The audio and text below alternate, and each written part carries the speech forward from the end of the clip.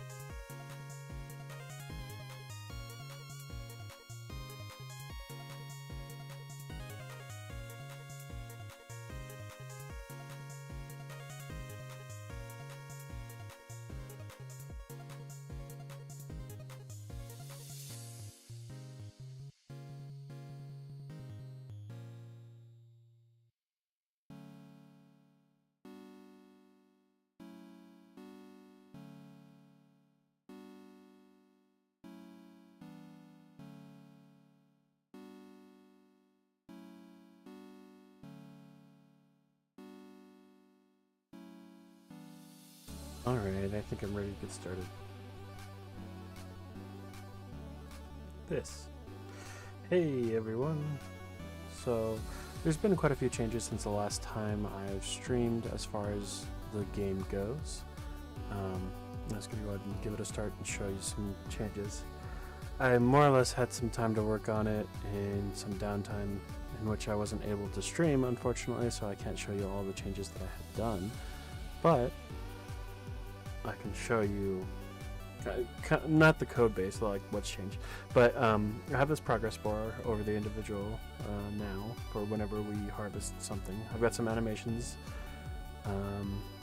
I've updated the buffs. I've moved the UI around a bit. I moved the settings to the top right. I don't like how it is currently. I'm not sure how to move it just yet, but I just know that I'm not happy with how it is, and I do plan to change it again, revamp it a little bit.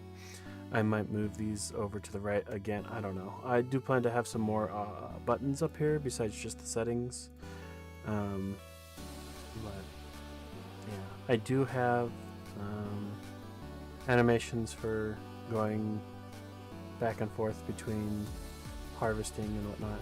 Fishing is not complete yet as far as animation goes, but I do have all the other ones in place.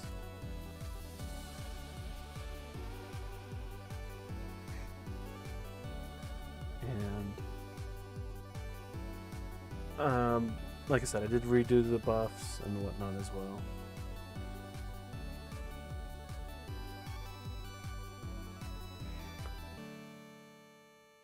The character does gain levels in multiplier, swiftness, and rarity for gathering. The prestige did get its moved over to its own section, and the effective level is working effectively or correctly now, and prestiging is working correctly as well. I found out that there was a problem with my saving logic, and I was getting flustered over that, but it's all ironed out now. I'm in the process of revamping events a little bit, because I don't like how the events are turning out, and when the calculations are getting done. So that's why there's this experience trigger in the console right now. I'm going from there. So let's close all these windows. And then go to my game manager, and then experience. So under process, reward here, event exploration, process attribute event, get experience flag. So here, when the player earns experience, say lookup symbol, this is the function that is used right here. Now inside here I'm getting the experience value, so the base experience earned, base value. Then I'm getting the experience multiplier, which is going to be the prestige percentage, the event rarity, and then if you have a buff. Those are the three things that will affect. So you've got your prestige, experience, rarity, and buff.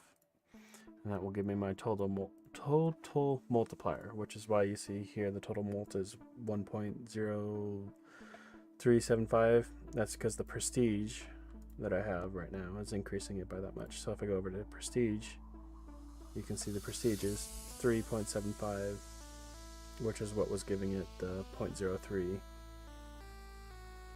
I cleared it. Now if I were to get some an experience buff, that is what I call the ability buff. That's the coin buff. I do have buffs on a high turnover rate right now, just so it's being tested. That's the experience buff right there. Bam. So now we should have an experience boost. I believe it was 1.5. So 150%. Or it might be 125%, I don't remember off the top of my head. 1.5. So you can see that the 1.5 and the prestige got added in. Interesting. Total mult shouldn't have been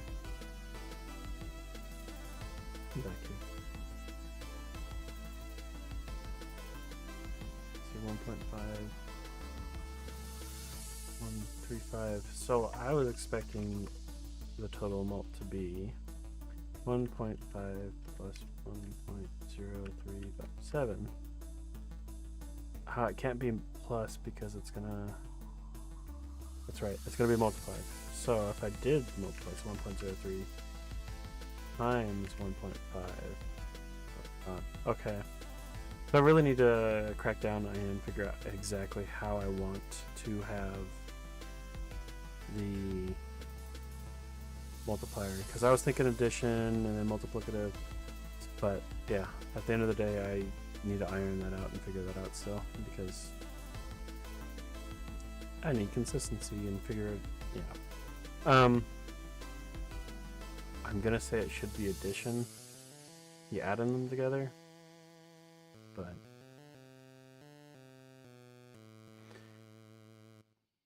it shouldn't be. Yeah, I'll leave that alone for this moment while I think about it some more. But I changed the event messages as well. So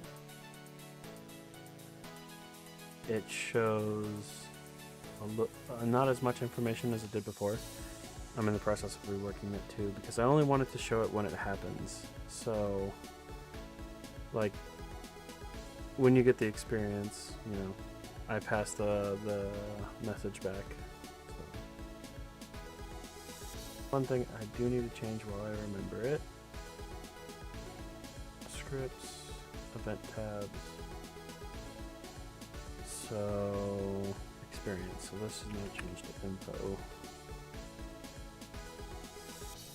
No longer have it as experience.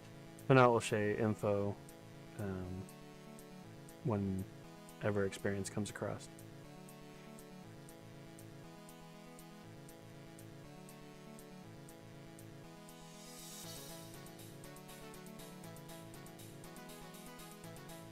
Any day now.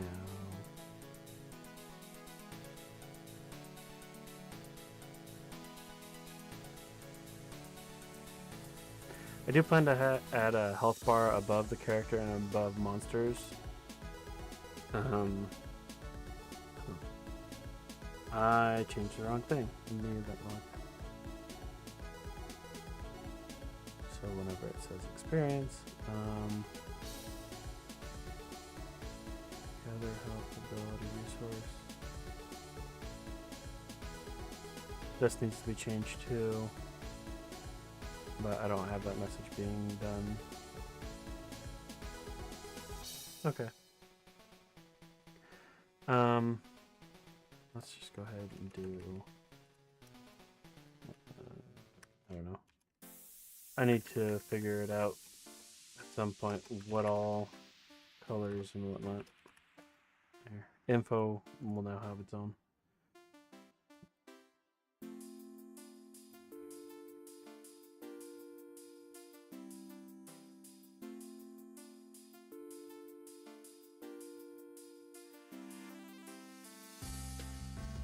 Alright, now I'm just gonna go ahead and leave that alone and work on the buff messages, because we're not getting those buffs messages like I mentioned. So that is going to be the game manager, reward section, process buff event here.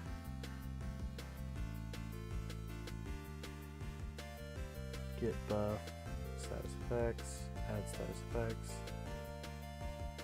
Okay, so we have here, so let's say event log message emit. What message do we want to give out? Buff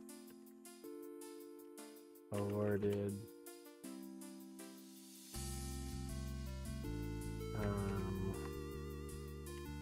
Event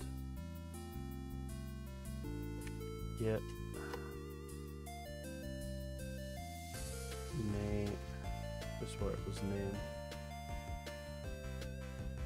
Type magic form level There should be a get status type name. There we go. That's what I'm looking for.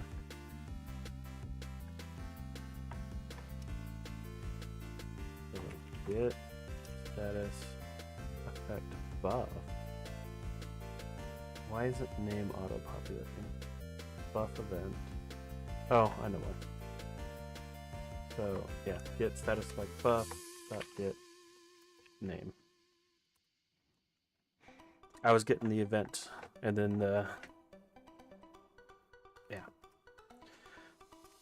awarded buff name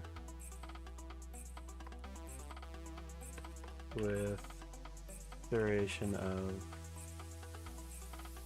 the event get status effect buff dot get duration. No, get duration, and we'll just say S. I forgot something somewhere. String int. Oh, it's a conversion. So string. Then need a string cast. There. Now whenever I get a buff, it should give me a message.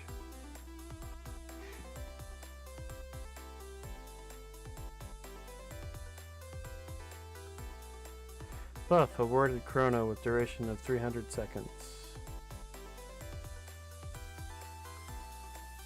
Free ability with duration. Experience multiplier with the duration. Experience multiplier.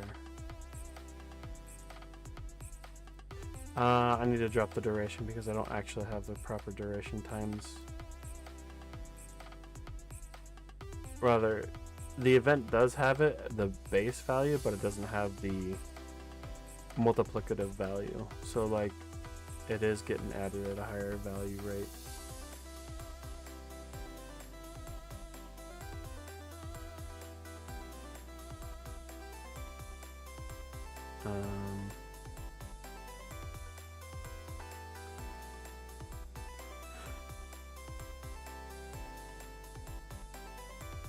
Awarded, buff awarded. I think I'll probably just leave it vague like that for now. That way, you know which buff. Awarded coin multiplier buff. Awarded chrono.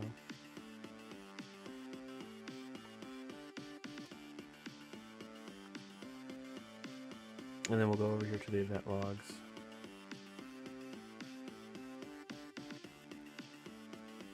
So this is all going away. Rather being redone, because those are the old buffs and we need to do the new buffs.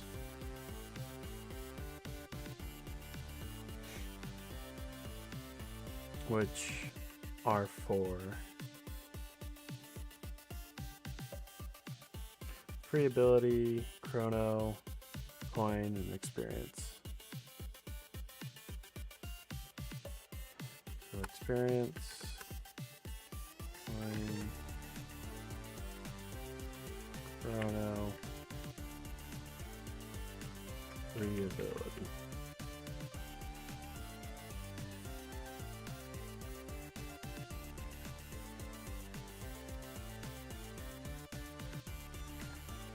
Chrono,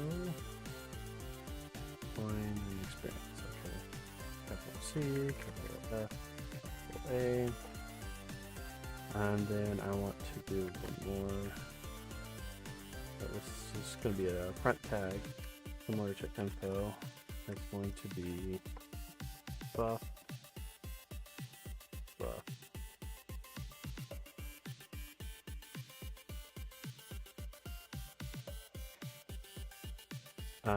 I'll need to figure out a different color than that, but for now.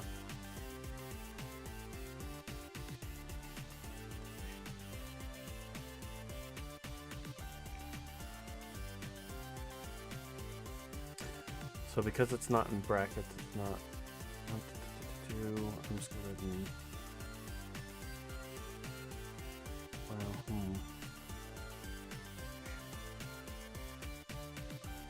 Because I do have experience here.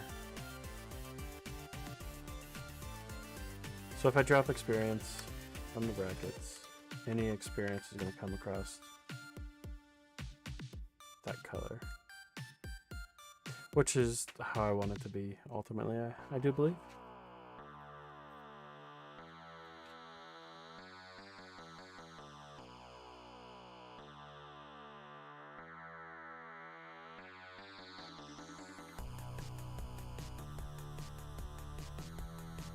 Coin multiplier. Free ability. So the free ability is going to allow you to use your ability points even if you have 0. They basically, yeah, your ability, like for my case, auto quest will be able to activate without needing ability points, which it seems to really want to give me. Chrono, see, experience change there. I can actually get an experience buff. Chrono is going to decrease the amount of time on the timers. So when it takes normally 1 minute to have a monster fight, it will take 30 seconds. Or if it takes 1 minute to get resources, it's going to take 45 seconds. The amount, see there it is, experience. The amount that's going to be changed is yet to be determined, but that's the intent behind that buff. And that will actually affect the gathering class as well, how quickly you gather. So that will decrease all those timers too.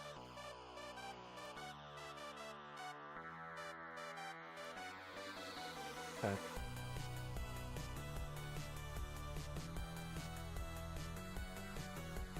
I need to change the wording. So this is going to be, what is it called? Status effect factory. No,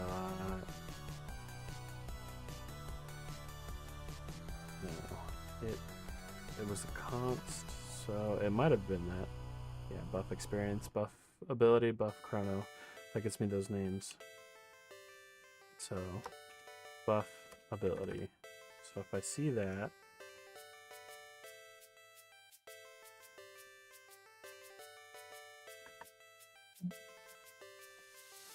I should cast that to 2 lower as well.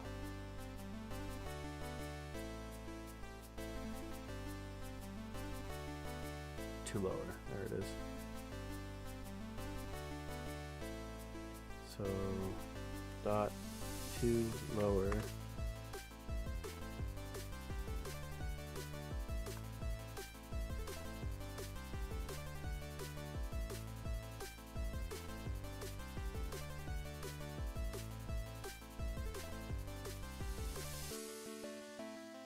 And I need to copy that right there. Okay, so if it finds that, it will then recolor it to that. And I need to do the same for each one. So buff experience, buff chrono, and buff coin.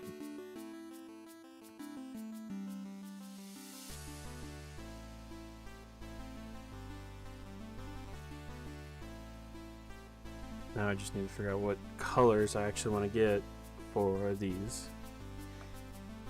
But for now, you'll see that it should all be the same blue chrono, showing that it is working.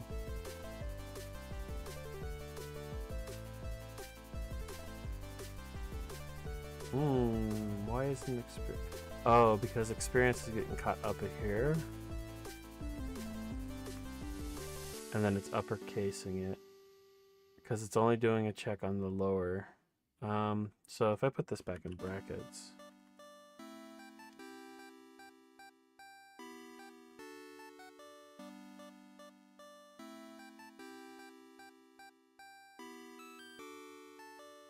Coin multiplier. Chrono. Free ability. Coin mult. experience multiplier. So yeah, you can see. What colors do I want it all to be? I already have them kind of laid out here, so let's just go ahead and use what I have for coins. Do that. Chrono, yellow, fine. I'll just use that for now. And then magenta for variability.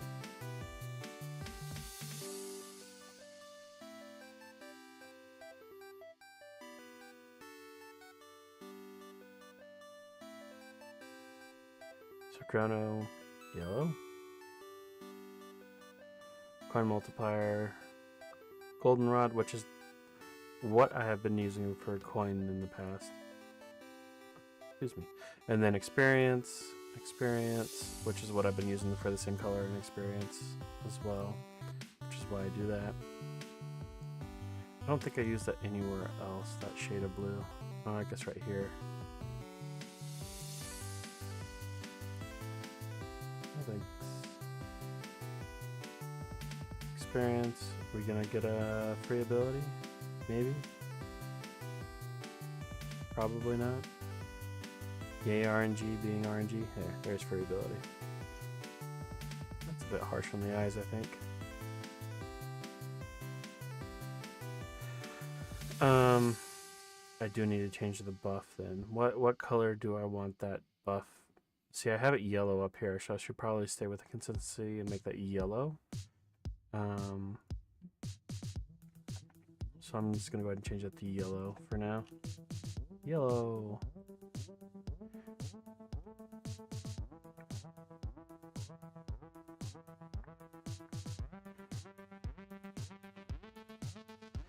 So there we go. Now we got buff being yellow because it matches what we have up here. I may change that later, I don't know.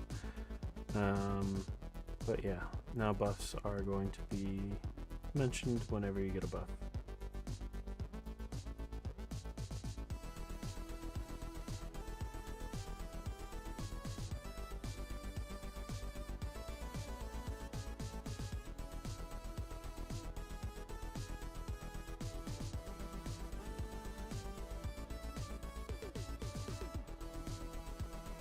And buff awarded message. So that's the buff. We need to do one for basically everyone. So exploration, quest. Okay. Flag. So. Player earns coin. Yeah. Experience is done here. This is coin, so var message string equal that. So that function now needs to return string.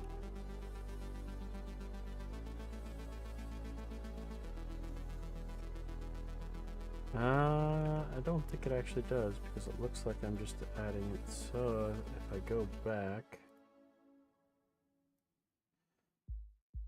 yeah, it is. Okay, so I gotta take this out.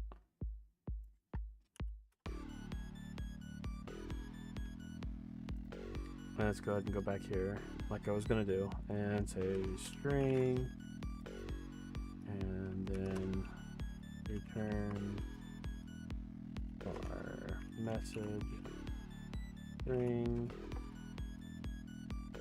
All right, so how are we getting gold? We are doing it via the event. So instead of passing that, let's just go ahead and pass the event as well and say event base event. And this gives us everything to work with to determine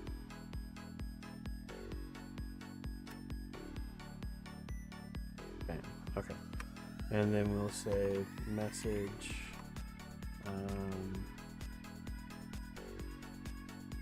event log. There we go. Event log messages emit, and we emit our message.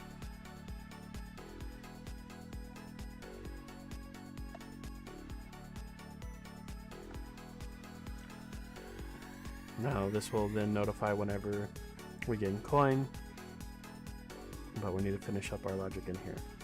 Alright, similar to with what I'm doing up here in the experience, I need to do the same for coin to make sure I can better facilitate you know, when my multipliers are actually working correctly. That's more or less the root cause of it, because I'm starting to get to the point that I need to fine-tune all my stuff in the game to actually work the way I need it to, and so I need to make sure I have everything with a fine-tune ability. So we're gonna say var base coin. That's gonna be that should be an integer. That's gonna be 0.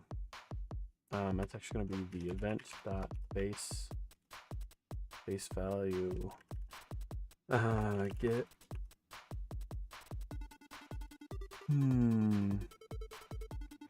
it has to be an attribute event that has that, so I'm just go ahead and change that to an attribute event, and then I'm going to say get coin base amount. There we go. There's the base amount for the coin. Var event mult, and that's going to be a float, and that's going to be the event get multiplier, rarity multiplier, and then we need what is it called? So if we look over here, I guess it's prestige also has a coin multiplier. So yeah, prestige mult float equals player get prestige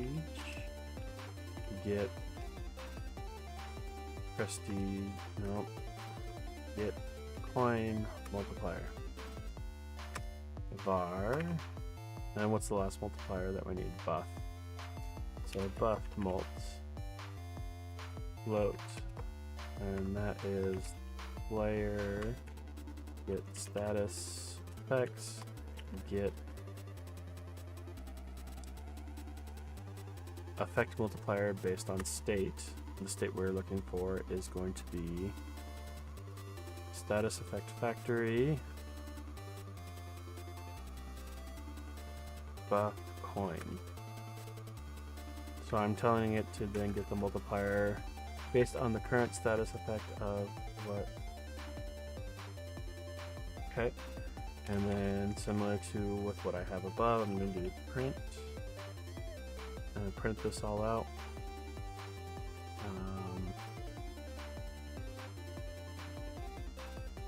Oh, jeez.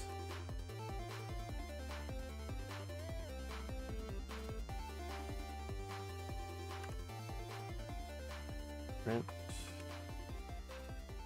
base value. It's the base value of the coin.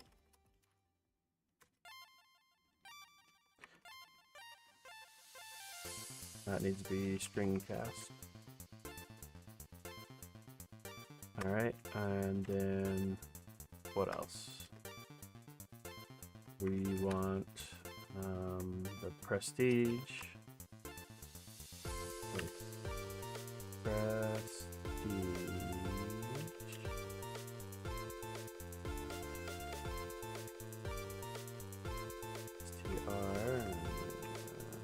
Prestige mode.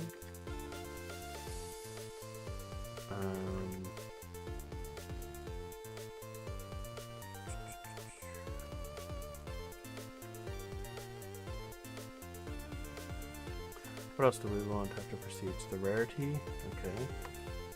Rarity.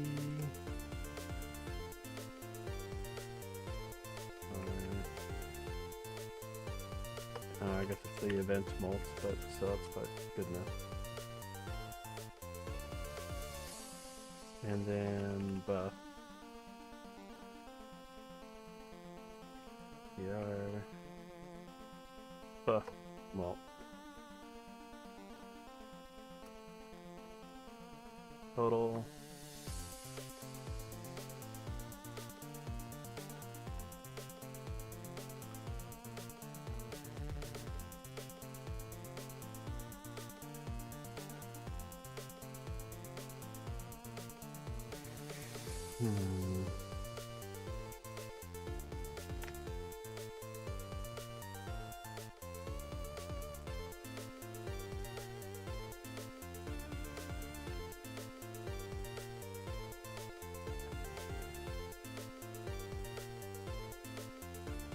So to do it, so right now it's multiplicative, and I want it additive for sure. So I'm gonna need to change around some things here in a bit.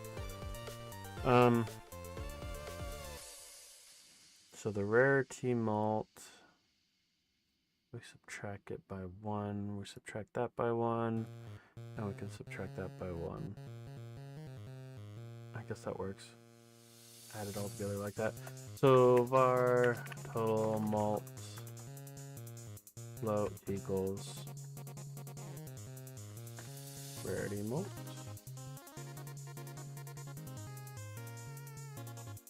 Yeah.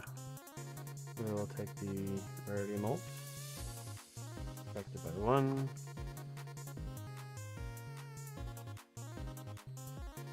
And then we want to get the event mult. Subtract that by 1.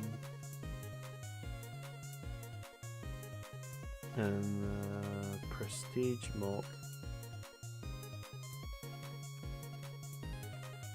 This is actually just going to be divided by 100. I did event mult twice. Buff mult. It should be subtract by 1. So total mult.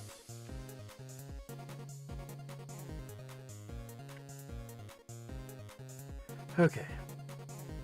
And that gives us our multiplier. So we take the base coin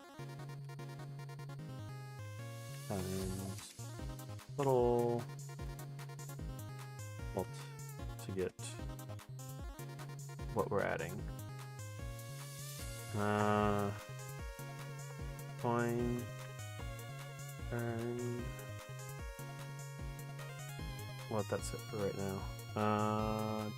Looks good. Okay, so I need to trigger some coin events and verify that that is working as I'm anticipating. Best way to do that, go to the time manager. I could have swore I had a time. I may have disabled the coin.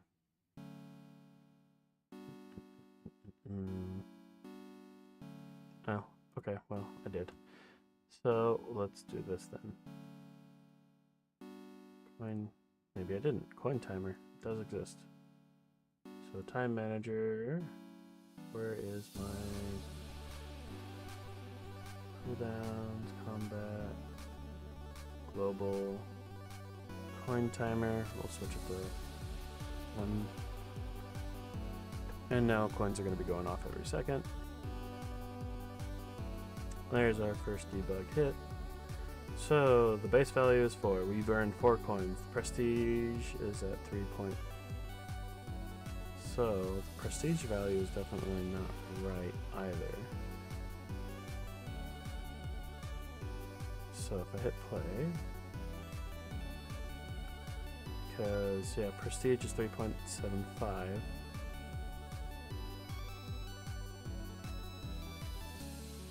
Should have been divided by 100. Hit play. Alright, let's put a stop in. And let's take a look at our output. Alright, so the prestige value does look right now. Rarity looks good. Buff looks good. So in this case,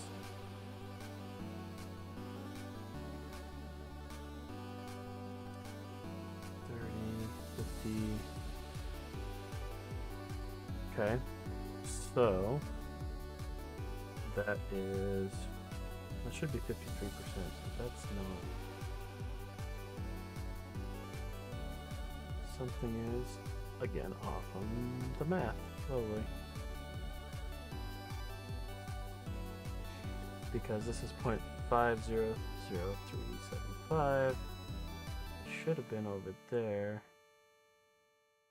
Why isn't that right? So base coin event multiplier. The prestige looks right here. Oh, because I'm dividing it by 100 again. I only need to divide it by 100 once.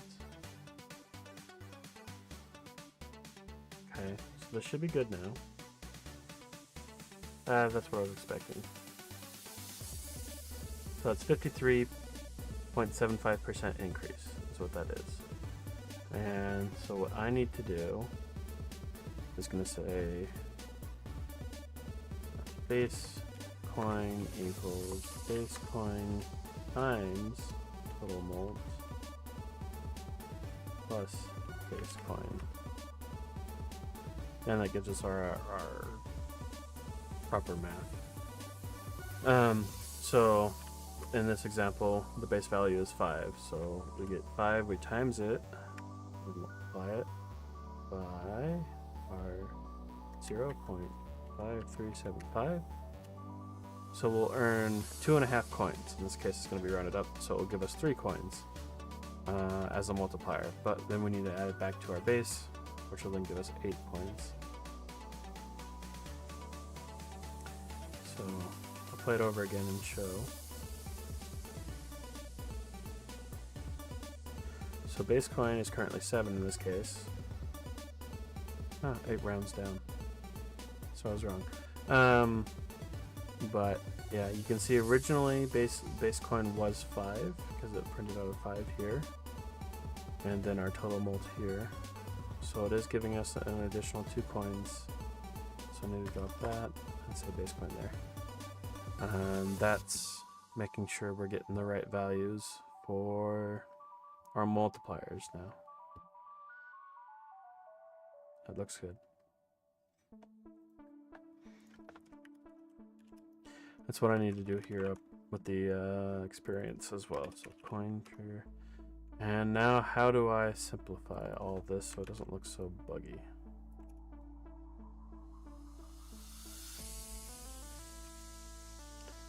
This is info earned base coin.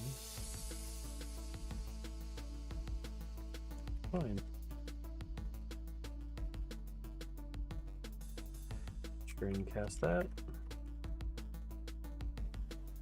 Alright, so info, you earned that coin. We should get a message for that now as well.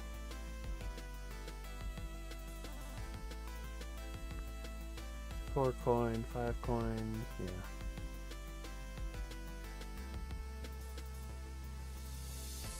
Okay. Like I said, simplify this. Let's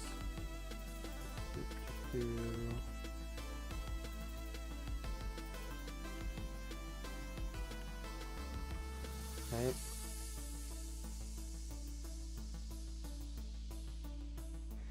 I'm gonna go ahead and leave these values out because they're being used. So I mean, this is pretty much it.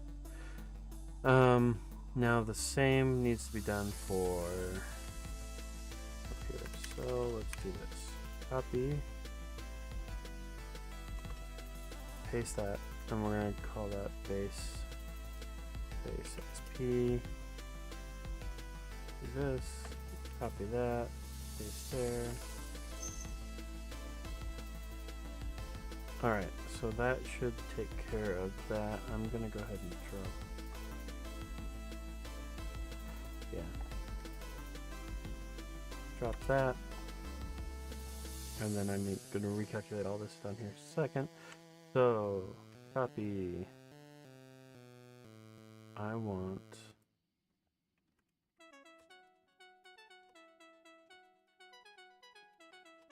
the base XP.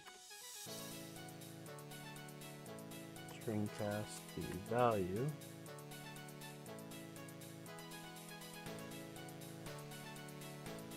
Okay. Prestige. There's going to be prestige molt.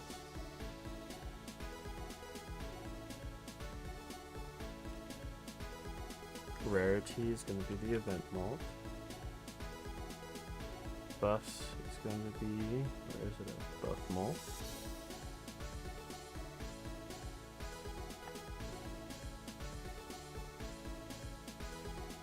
Total malt is going to be right here. Base experience already got. Bonus experience.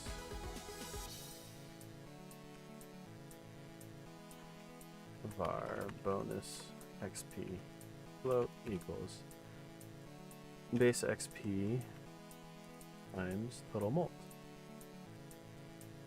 That's our bonus experience. We are going to snap this as well.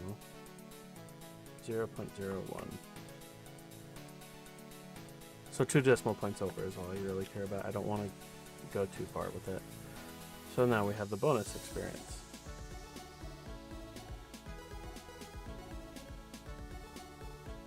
We are going to then say base XP plus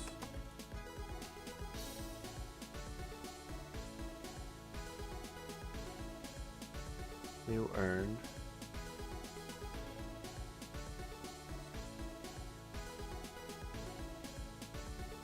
I heard that, but I didn't.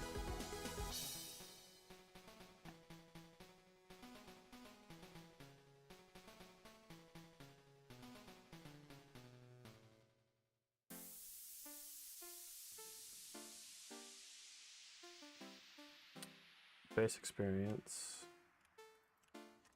plus bonus XP.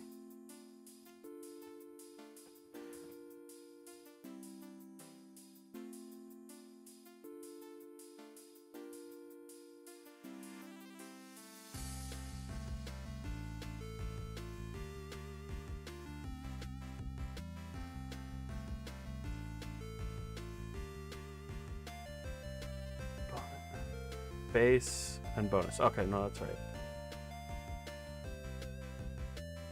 So the experience does look fine now, the way I want it to. Coin, that's fine. Do some fine tuning here in a bit later as well, but like I said, that looks good to me. Or at least the multipliers are being done correctly.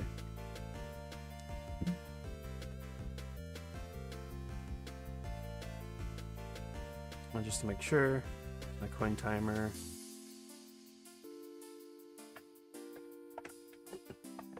I don't like info's green. Well, it needs to be a darker green if I'm going to use green. How about that?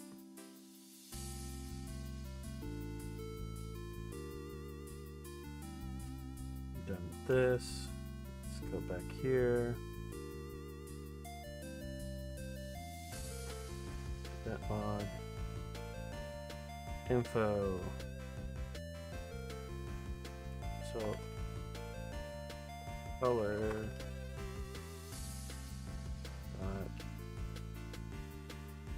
no color dot. Okay, so this can give me a quick lowdown of all the colors I can quickly use. So like dark green doesn't look bad.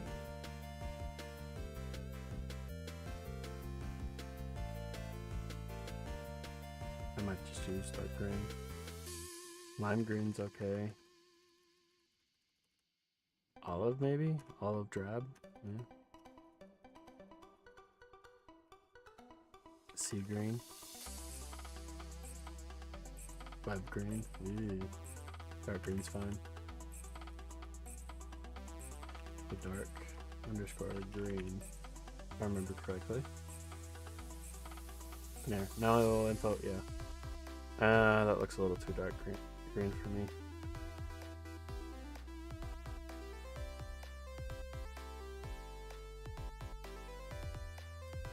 Okay. So, color, was it lime? Lime green? Sure. Lime green. Let's see how that looks.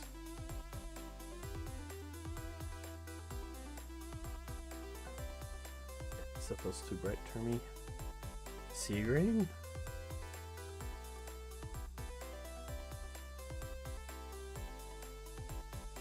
Sea green Green's like the same color as experiences. Similar, not quite. Fine. Color dot.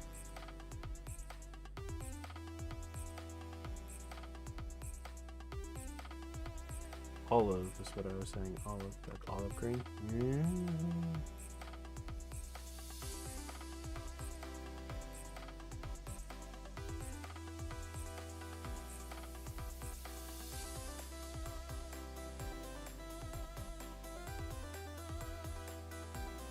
I don't remember if olive green was a color or not. We'll find out. It wasn't. I just say olive though. Olive was color. I don't know. I'm just gonna leave it olive for now. It's not the ideal color, but it's fine. Alright. So coin and experience. So if I throw them in brackets, it will show the colors I need to. So if we go back over here to our events, we put experience in bracket and coin in brackets. They will then change color in our text log. Good.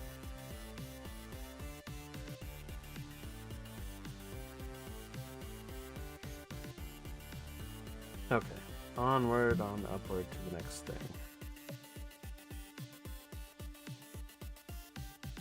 I need to fix the timer that I was just using, so let me restore that. Coin timer. Save. Okay. And the buff timer.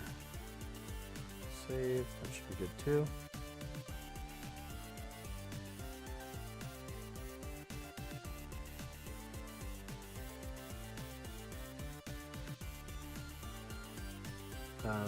Buff timer? Why did that happen so quickly?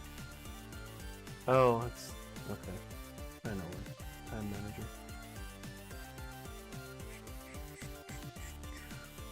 Nope. Buff timer. Buff event timer. Ah. Buff timer needs to stay at 1. That's the decrease. So downtick that. Okay.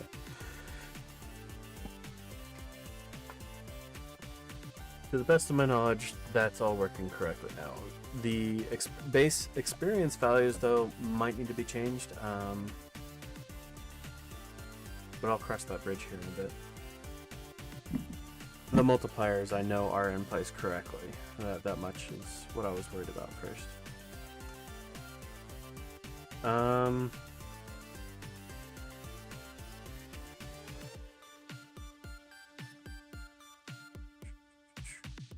This status bar. Okay, that's what I need to work on. So the status bar is there when in combat mode, and it needs to only be there when in gathering mode. So let's get that modified and done. Taken care of. Then harvest progression bar, and that's going to be part of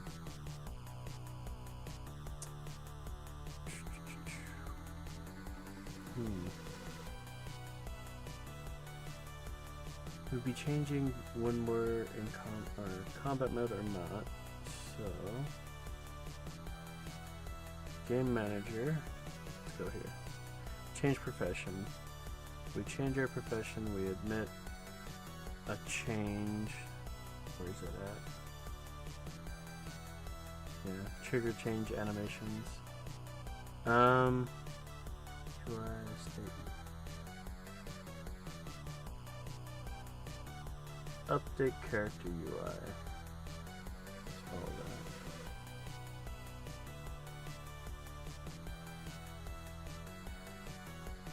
that. Update character UI. So this is the stats tab that does that. Okay.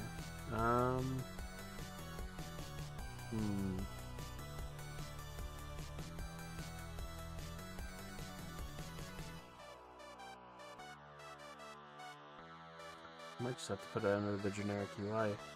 But I know there's a spot that I'm showing that I'm hiding all the gathering and combat differences. I'm trying to remember where it's at. I think it is the stats tab though, which is... yeah. Okay. I'll go ahead and do it here, though it's a little bit out of place to do it in this section. I'll go ahead and, for now, until I think of something better on where to put it.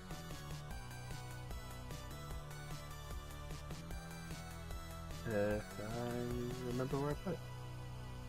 Click. There it is. It's definitely a strange place for that. I need to figure out a better spot for progress bars, or bars above the player at some point.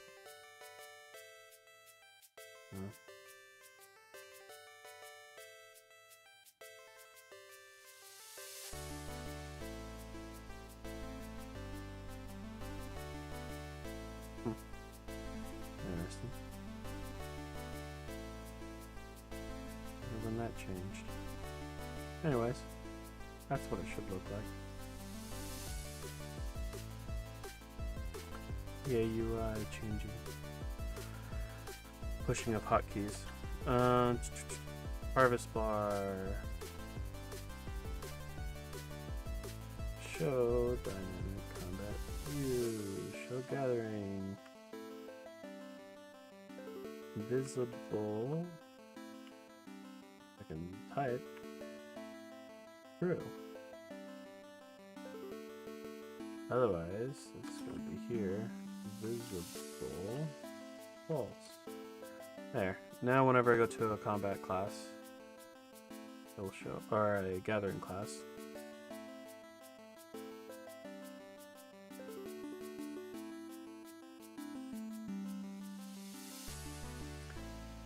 That experience amount did not look right. Oh yeah, it was. Never mind.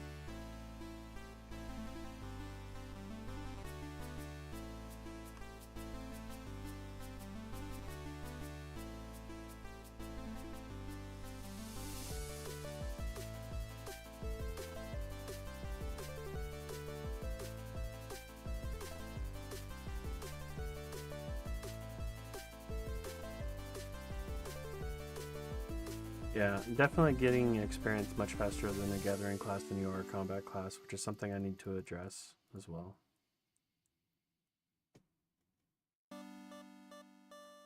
But on the same notion, you're going to get a lot more chunks of experience in combat. Yeah, anyways. Okay. I need to disable that by default. That should be viewable. Wrong one.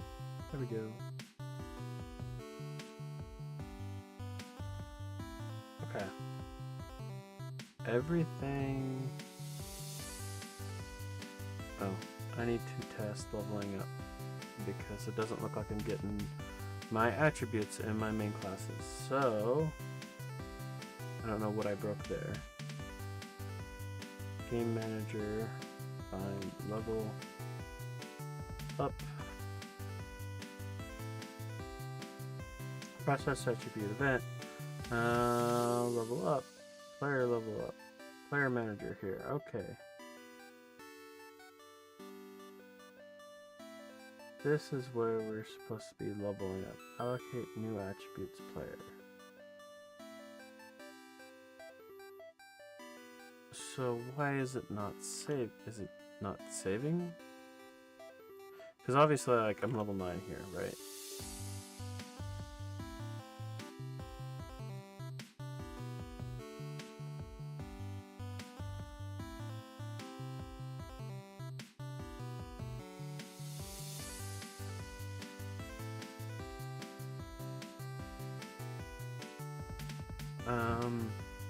Best way to level up. Modify the roles.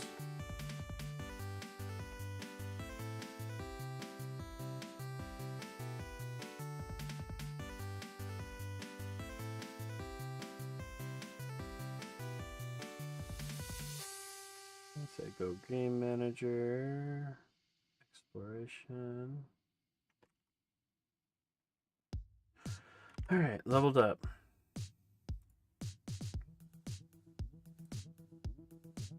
Yes, I'm... Step over.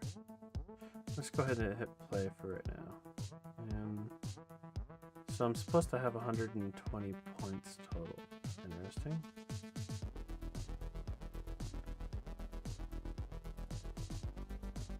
So it is leveling that up. Right, there it is. You can see it leveled up.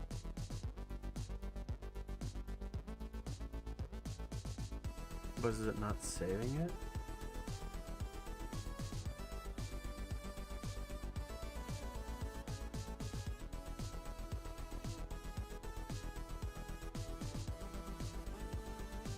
It seems like it might not be saving it then.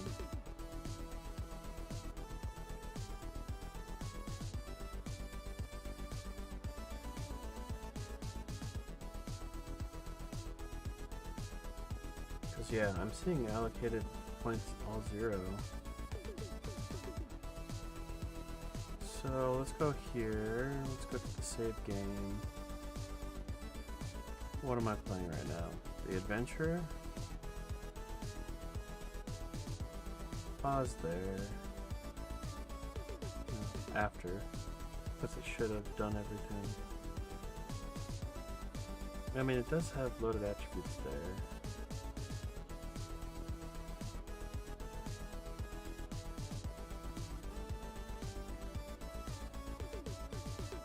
I'll find out here in a minute.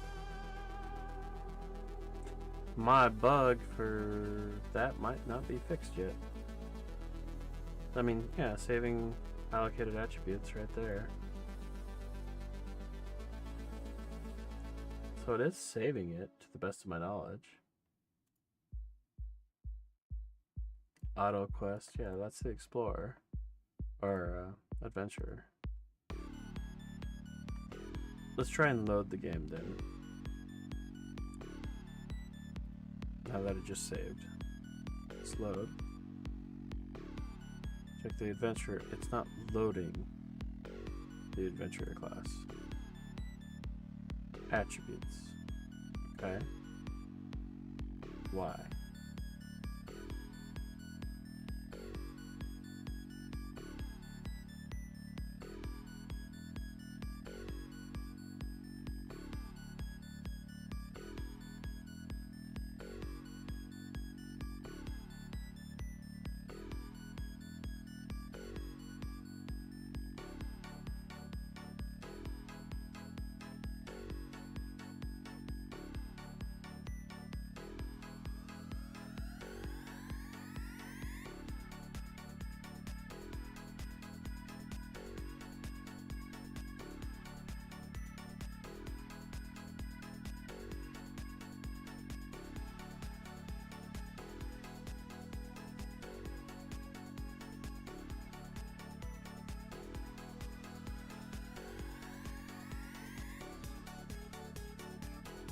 Oh, fun.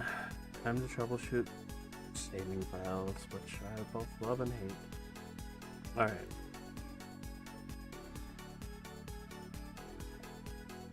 Ignore variable.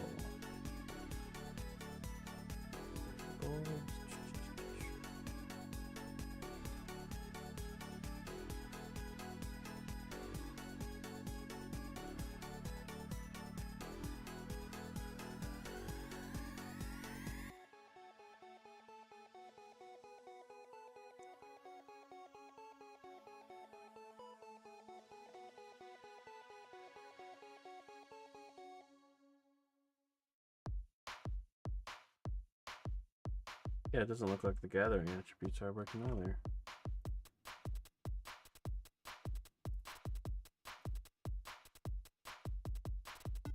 Yep. Great. One step forward, 2 steps back. So my save file thing is not working yet again. Fine. You know what? Screw that smart shenanigans. Data percent. I'm on my second monitor. Sorry. What am I looking for? Godot. Yep. support, and we want all the uppercase ones. Just delete. Stop this. We're going to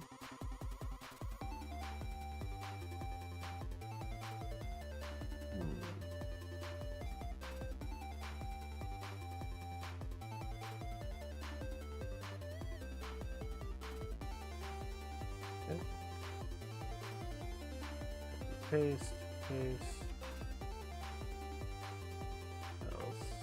Else.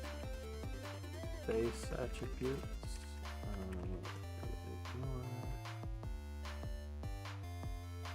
Alright. And then we do the same thing down here. That. Copy. Paste. Else. If. Base. I mean, I don't need to be saving the base attributes, but I'm going to just see if that fixes this. I was trying to, save data by not using as much, but if it's going to cause me problems, Let's hit play.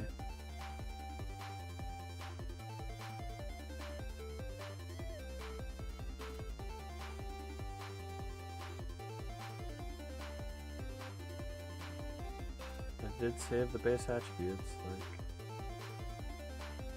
and it's saving a lot more than I need, but whatever.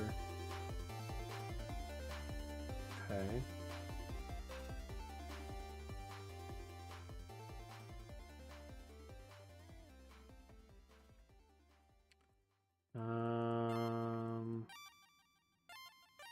So it doesn't seem like the class is working. Should be getting experience right now, but I don't seem to be.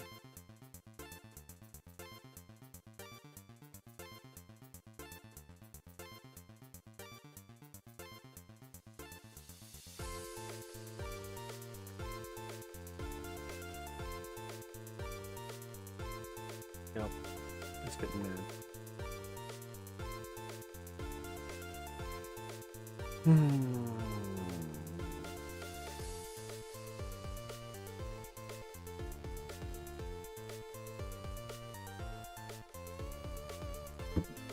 Frustrated me.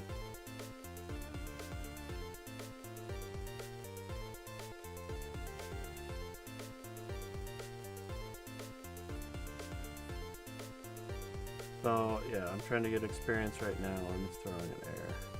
So I leveled up.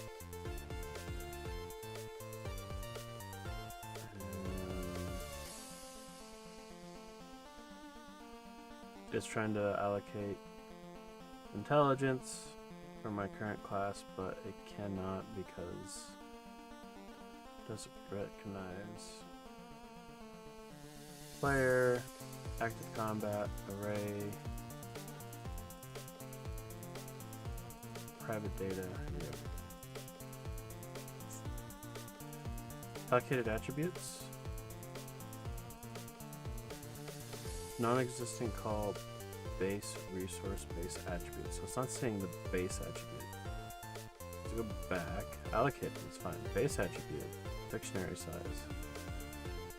I have a base attribute. Intelligence 10.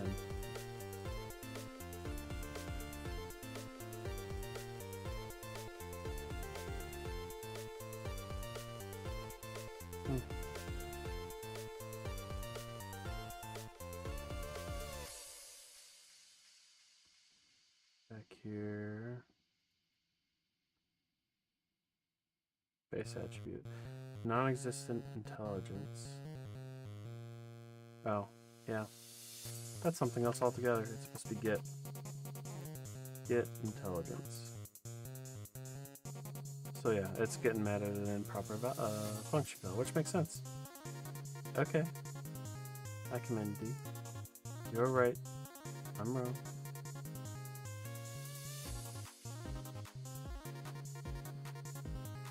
Alright, that's time manager. Let's go back over here. Let's change the exploration to 5 and 1.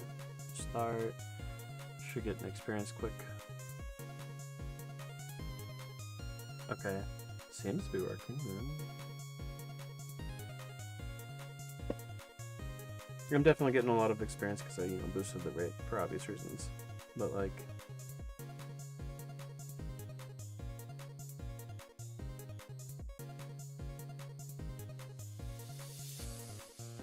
I just need to let it autosave here in a minute and see if it actually saves correctly.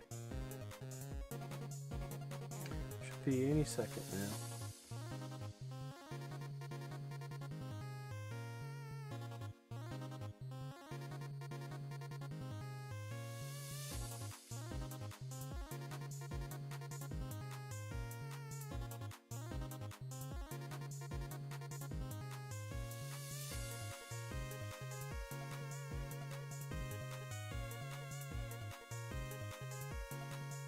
There's the save. Okay, pause. I want to look at this.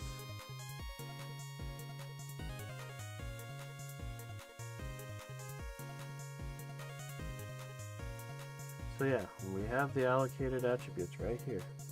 All it says it saved it. Now if it actually pulls it in, it's yet to be seen. But I think I know why. Now that I think about it. Okay. I'm going to stop this, hit play. I'm going to take a screenshot of that. Now hit play. And pause it and see if it loaded that. I don't have any combat loading. Okay. Let's continue. Let's take a look. It did not load it. Alright. I have a vague idea as to why this is happening as well, which I'm going to take a look here in a second. Base combat. So, get value by location, right? If I go here, let's see, this private data, get value by location. We're looking at base attributes. So if I go look up base attributes, get value by location, right? It only returns an integer. These are all integers, so that's technically fine. I noticed this was a problem with something else in which it wouldn't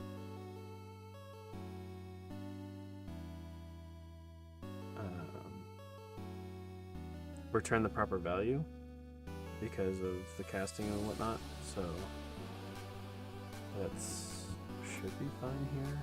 I don't know what's going on.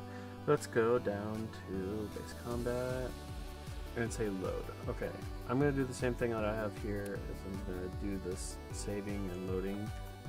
So right here, I'm going to say bam. Whoa. Okay, once again.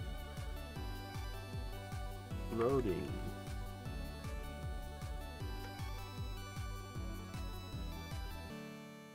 Bam. Copy, paste. Paste. Paste. Okay. Technically, I need to cast this to a variable, so I'm going to say var load data equals file get var, file get var.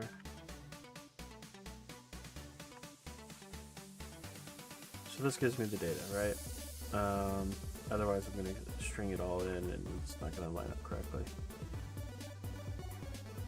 So load data, bam. Okay, that's much better. This can be copied and pasted down right here, and fine. This needs to be changed right here. And instead of saying data equals bam, load data. Okay. Load up, pause.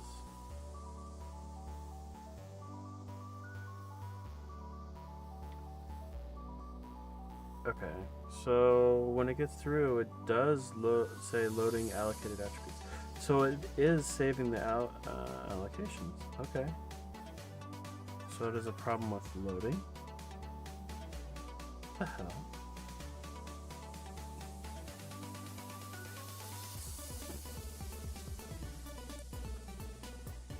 Why? What? That makes it very interesting. What isn't? What?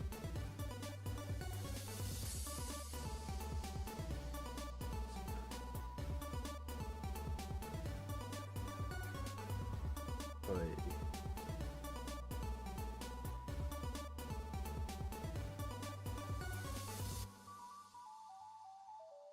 So if I step into this,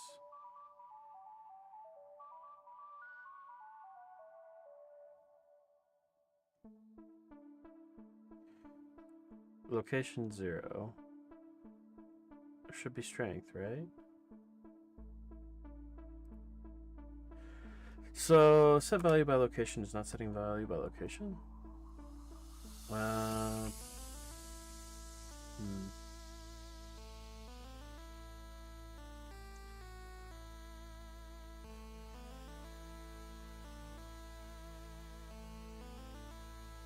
Returns a list of values in this dictionary. It's constant. It's constant. It's an array. Okay, it's close. Print. Copy. Paste. What do you give me? Output 10.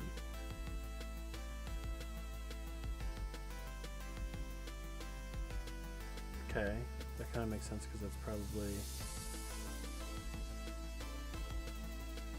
Alright, let's check this back here. It is 0, so, okay, we're trying to assign those values now. Let me switch it over to a before and after, and then stop. Whatever, so I can have a stop point.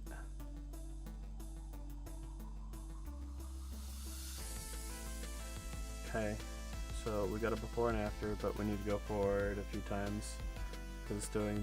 There we go. Now we take a look at it. I'm gonna go one more. Bam. Okay. We got our before, we got our after. So this is doing diddly squat.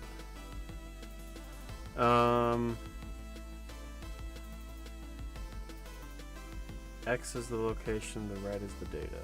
X is the location, right is the data. So I need to do a different way to access the data in here because evidently doing it as an array is not working. How do I do this then? Let's think. And why does it work in the gathering professions? And not here. So let me take a look at the gathering profession. Wait, it's not working in the gathering profession, so that's not true either. Right?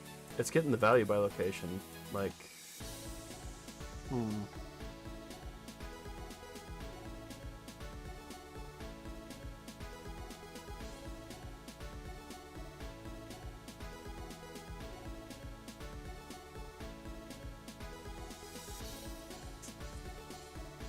think.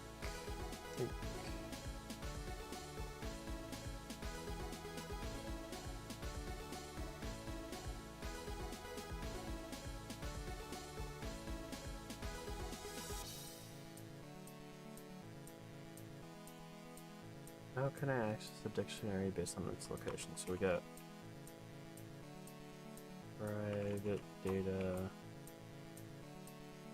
Let's take a look at dictionary. Look up what options do we have in our dictionary.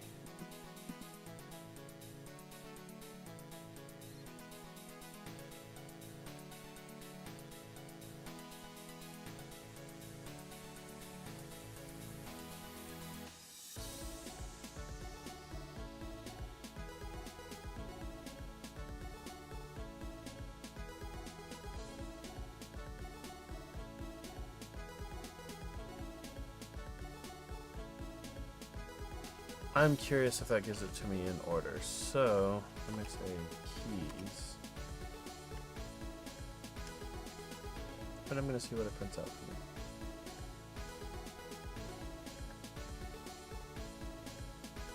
does give it to me in order. Strength, body, defense. Okay. It's a bit of a jank way to do it, but...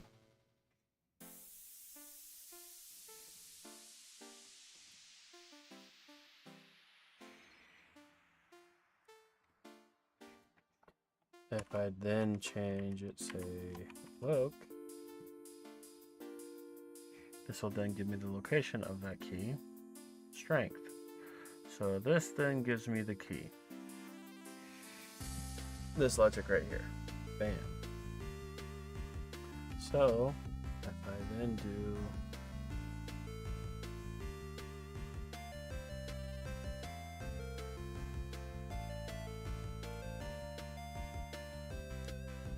Yeah. Private data. Bam. Nope. Yeah.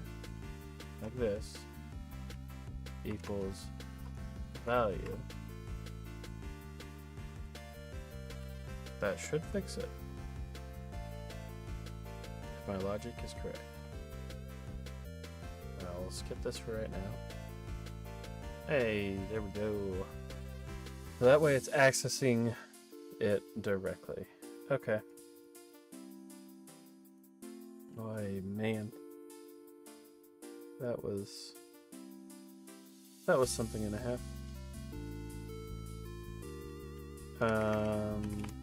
But yeah, now I need to change that into the gathering class then.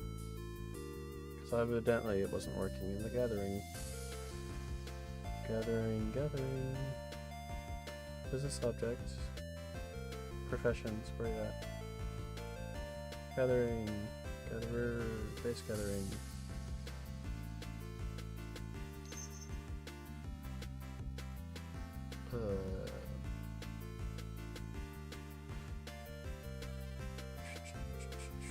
Base profession? No. Those.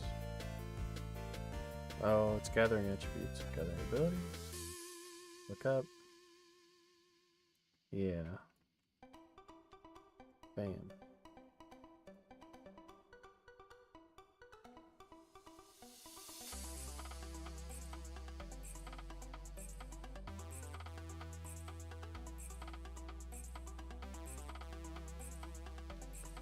So that should fix the gathering right there. Okay. Let's go here. Let's level up the botanist.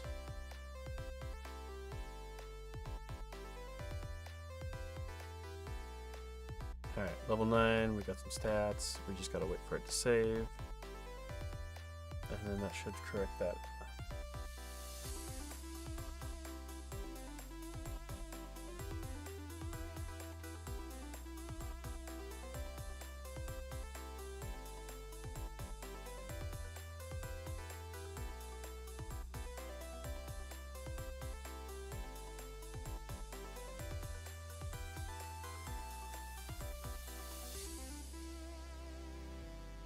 Many explosions. Many fireworks.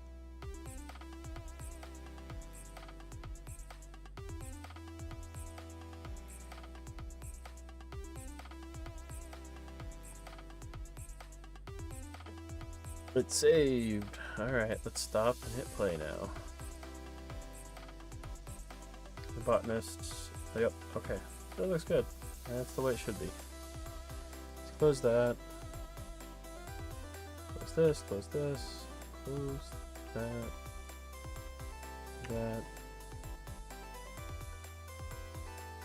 Huh. That means I could probably go back to the way I had it previously.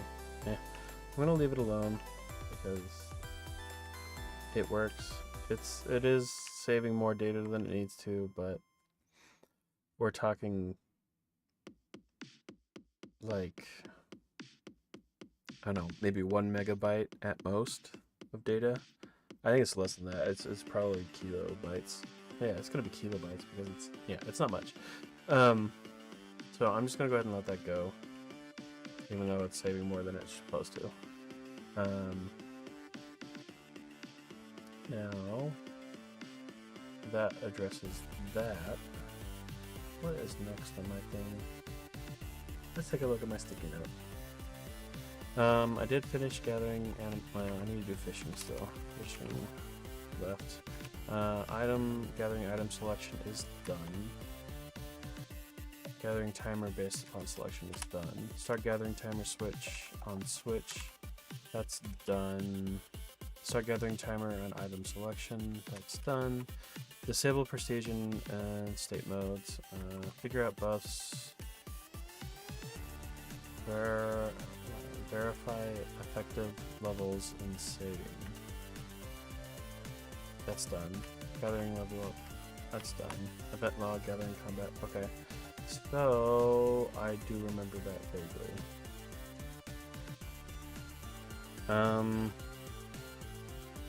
That is specifically a message with gathering that's going to be here, so it's going to be gathering ability confirm.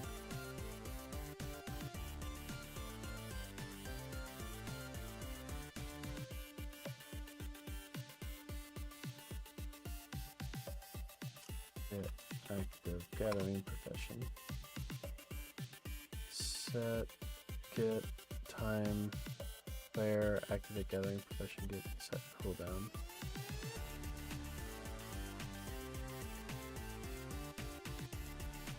Alright, let me just go ahead and run this. Let's see if it still does it. I haven't changed anything yet, but...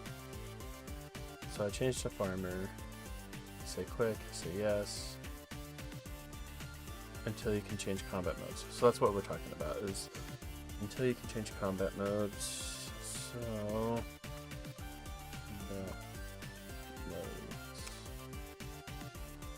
I don't remember where that log is, but I know the way to look it up. So, let's do a search. We're gonna find in the files combat mode.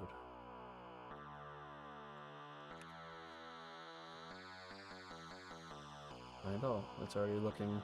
So print. So I've got 10 hits.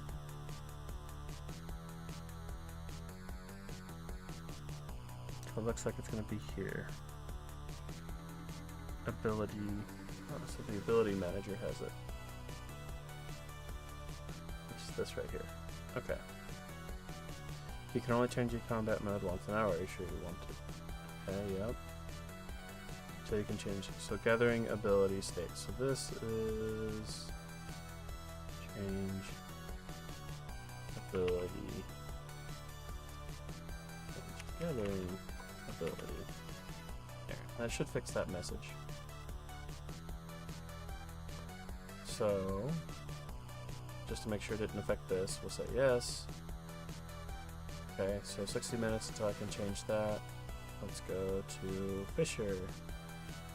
Alright, we'll add Keen, yes. Until you can change your gathering ability. Okay, that's fixed. We close this. We update that. Bam, fixed. Before I get too far added, I'm going to commit my changes. So fixed, saving, allocated attributes, and then fixed.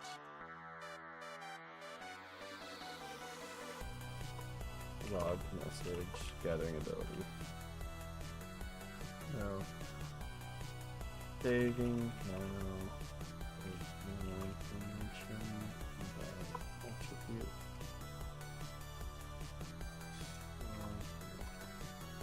Correctly fixed gathering ability timer message. Commit, push. Alright, those changes have been put in, so we're good. Disable prestige and profession changes in stated mode, combat, treasure, etc. So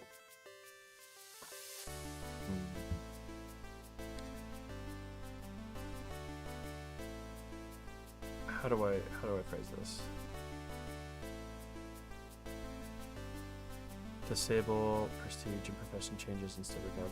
So that was originally put in because I didn't want somebody to be playing and be like, oh yeah, we're having combat, you know, we're fighting this monster, and then be like, oh, let's change to a farmer or botanist, you know, in the middle of combat. That's the idea behind that, and that's why I need to put something in. It doesn't break the game because you would still be fighting as the adventurer class, so to speak, in that combat. It's just you shouldn't be able to multitask both fighting a monster and gathering at the same time. So yeah, okay. Disable ability. Disable class changes when in state mode. That's gonna be interesting. So I'm gonna have to use the state machine here. And it's gonna be a trigger. It has to be a trigger from combat specifically. So when combat starts, I need to disable, and when combat finishes, I need to re-enable it. But the other option is that I stop combat when you switch professions. So instead of disabling it, so you know, let's say I'm fighting a monster, and then I'm like, oh, I don't want to fight that monster, or switch to Fisher. The monster despawns. That's an option too. Basically, I need to figure out how I want to go about that. And I just realized I pushed the code with changed. I need to fix those variables.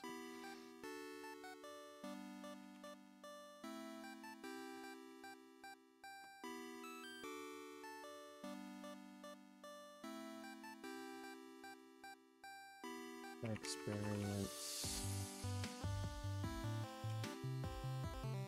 There. Save that, the experience back, and then the rates. Time manager. 30 to 60. Saved. Remove. Variables.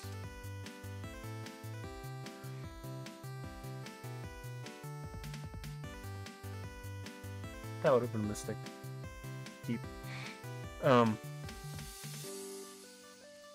But yeah, I think I don't want to disable the changing of professions. Like, if you want to switch to a botanist, you can switch to a botanist at any given time. I'd rather have it despawn the monster, because there is truly no negative effect of you dying in combat, right? So, like, you don't lose gold, you just lose time. So I don't want to punish the player, you know, being stuck in combat. If they want to change, I'm going to let them change. So I'm going to despawn the monster upon class change if there's an active monster. I think that's what I want to do. So instead of disable all this, I'm going to change this to despawn monster on profession change. So if there's any monster active, it's going to despawn a monster. If you switch to adventure to explorer, it despawns it. You know, any profession change whatsoever, combat will end. It will stop whatever. This includes treasures. So if there's despawn treasure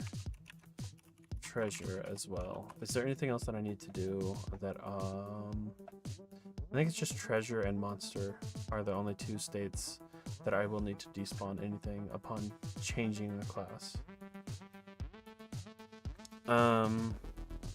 So yeah, that's a much shorter to-do list, but you know, get this done, and then I think I'll be ready to publish the changes to the Google Store. Oh, that's something I want to change. Change XP rate based upon event level. Event level is monster level, etc. So the event level is what determines the monster's level, along with other things. So we'll stick with that. And I'm going to take a quick AFK break because I need to use the restroom. I'll be back in a quick minute.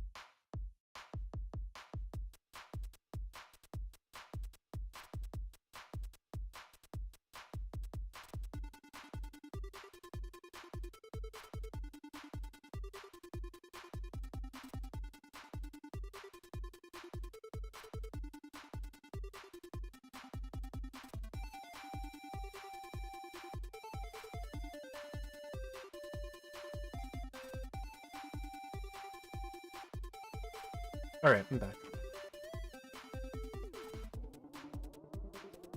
Kind of. Yeah, okay.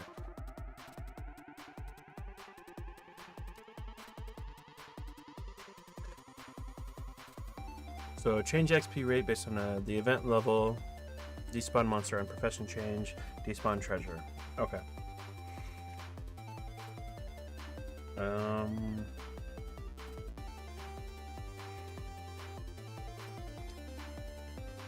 So that's gonna have to be a profession change that the game manager has to take care of. Profession change. Okay. Change profession. We're gonna have to send a signal to say in combat and stuff like that.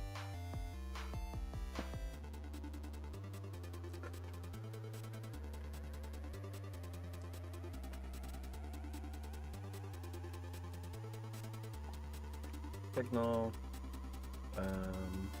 despawn monster due to profession change, and signal despawn treasure due to profession change.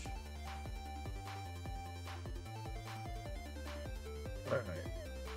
So that's our signals that we're gonna emit when we do a profession change. I'm going to grab these and do a search back to the profession change. Alright. They're both going to be triggered regardless of what changed. And we gotta emit them.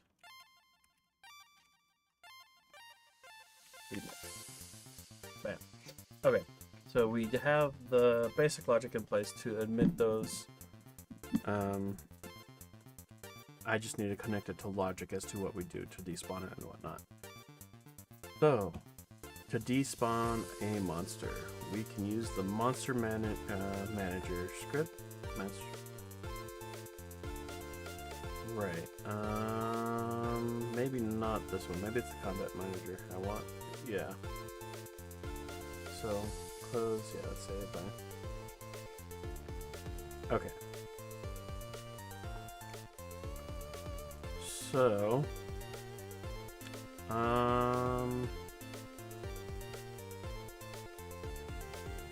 process.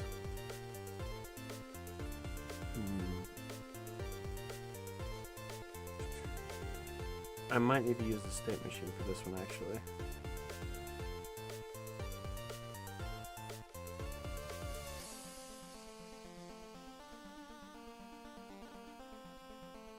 Yeah. So as far as despawning the chest, I can do the in chest event kind of a thing. Signal the end.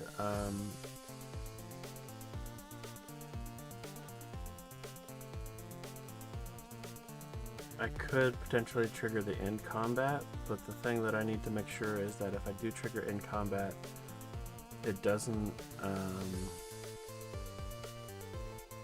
award experience for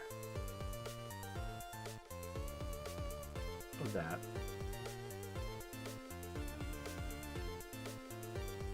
I'm going to work on the treasure chest one first, because I actually want to refactor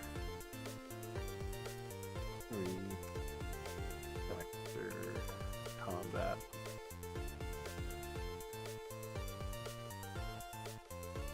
Which I'll discuss a bit later. Okay.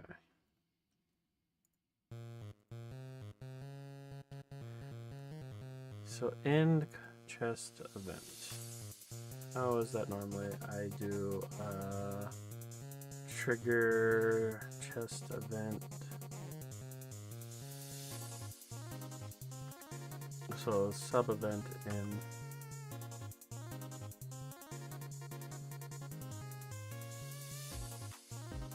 let's see how I trigger an open chest and in chest event and go from there. So it's going to be an event. That's going to be under the event scripts. treasure chest. Open chest. Custom generated open chest.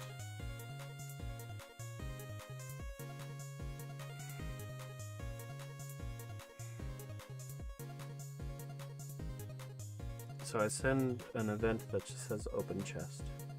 And that goes to the game state machine. Open the chest. Okay. I open the chest. And then I trigger the loot there. Okay, cool. So the loot is separate from ending, so I could just generate in chest event. So I'm going to go back to the game manager real quick and paste this here. It's not going to be exactly correct, but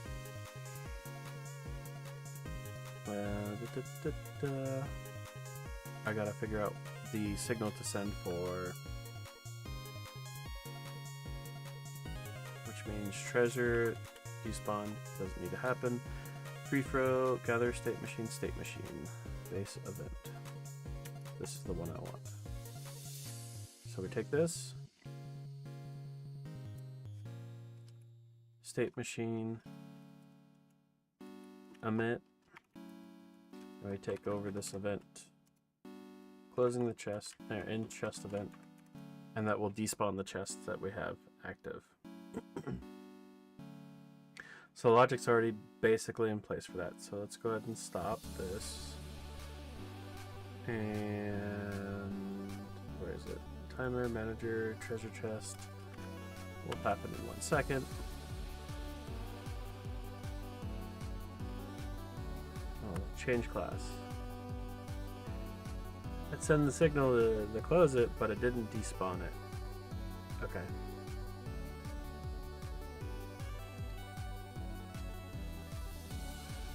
It also just seems to have not started the timer for it either.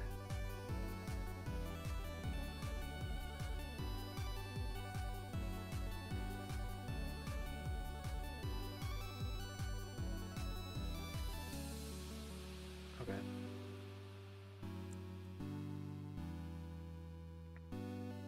So that's not quite what we need then.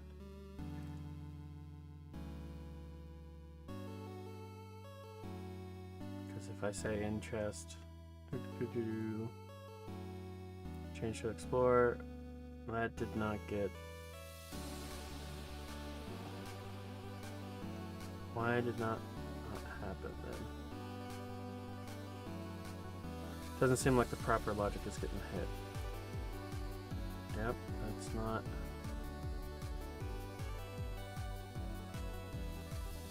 Add event to the stack. State machine, so it is adding it correctly.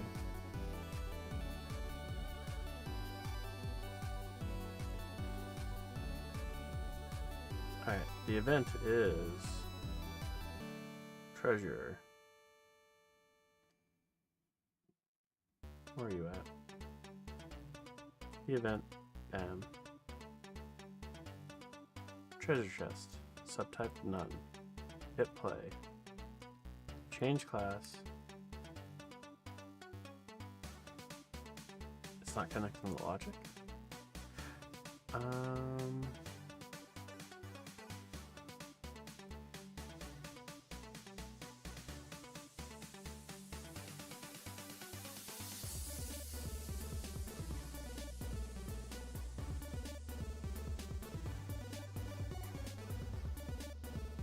Event type, event level, event. The event type.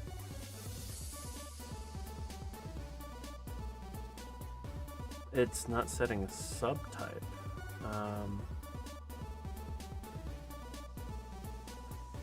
does that work then? Right? It disables it. That makes me wonder that thing's not even working to begin with. No, because it does the open chest here. An open chest is the event, so go to state machine. open chest, but it's looking for the type. That's the sub-event, get type. Yeah, okay. Then...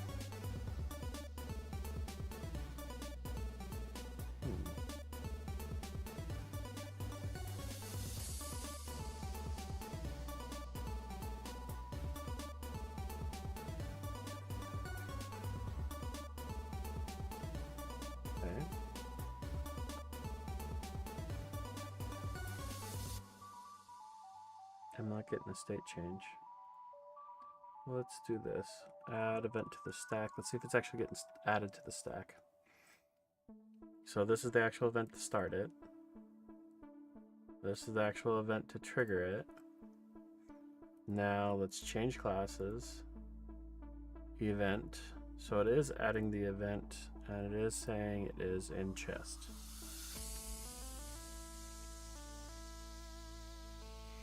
What? So something in my state machine is not working the way I'm anticipating it, or I'm not understanding something correctly within my state machine.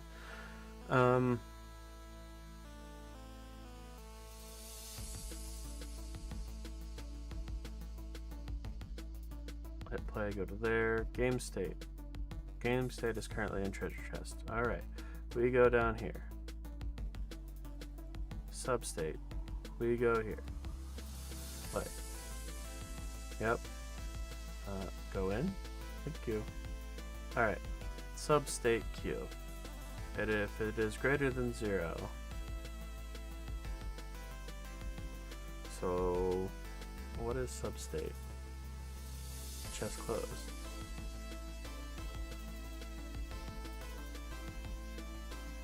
Chest closed. Oh, okay. That's the substate that I have the chest in. In chest event.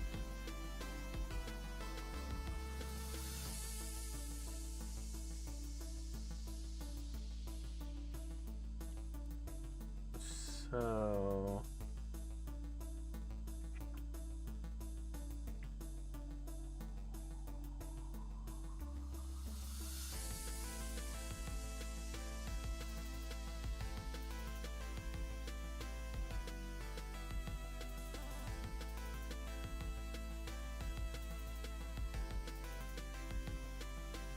I need to add it to the substate.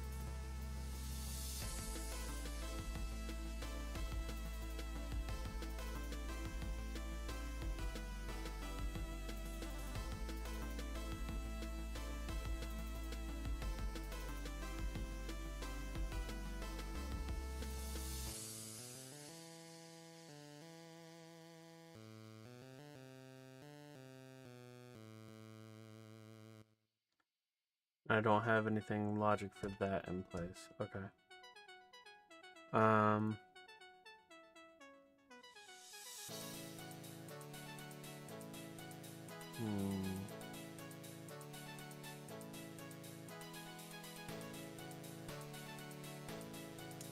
Trying to think if there's another way to do this, but I think that's probably the right way. Add it via substate. Pinned chest event.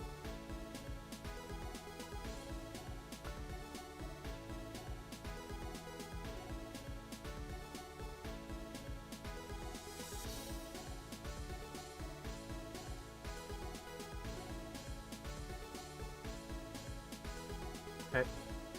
And we will do that. Let's go to the game manager. Signal, no capital S, signal, state, machine, add state, event, base event. Connect that, add sub state manager, state machine, pick sub, add to sub state, connect. Okay. Now, connect the logic. I need to submit the logic.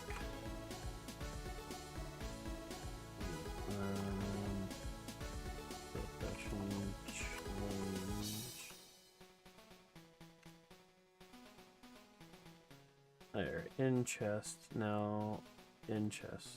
Yep. Play.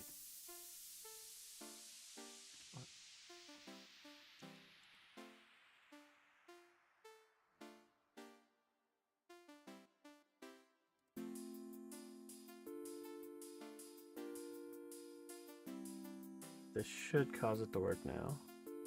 Change that. Now we get here, we hit play.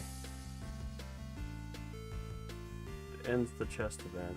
Okay, started it over. Okay. And now just to make sure, I need to extend the timer to 10 seconds so I actually have something to verify. It's happening too fast that it's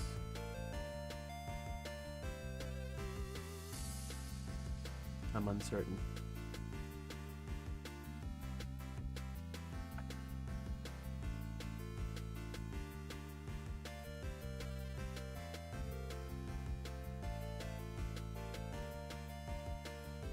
Okay, we have our chest. We switch. Continue. Continue. It's not quite everything.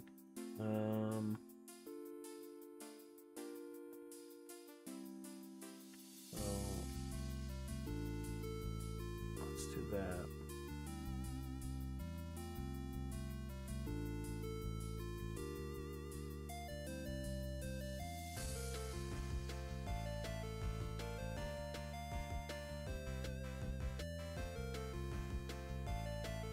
Alright, change to another class. Play. Seems good. Wait another 10 seconds to make sure.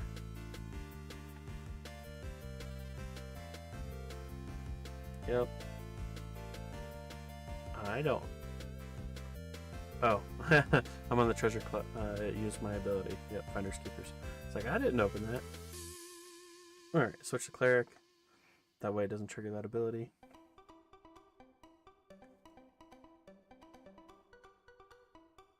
Huh?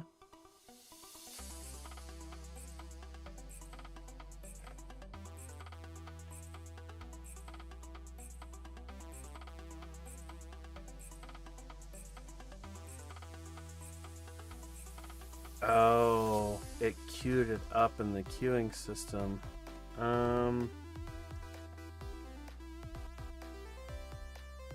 Okay, so what happened basically? I switch classes, you know, it happens. I switch classes now. Now that is stuck in the sub event system. So the next time a treasure chest appears, it's automatically gonna go through it because it's not gonna process it in the state. Okay.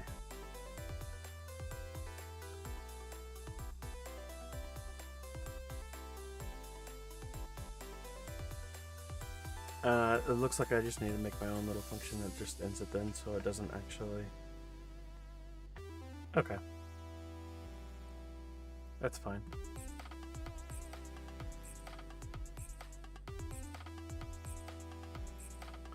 State machine. Let me go back to what I had. Leave that the way it was. I'm going to say function force in just event void s. Alright, force in the chess event is going to, I want to trigger in chess event. In addition to that, I want to stop emitting that.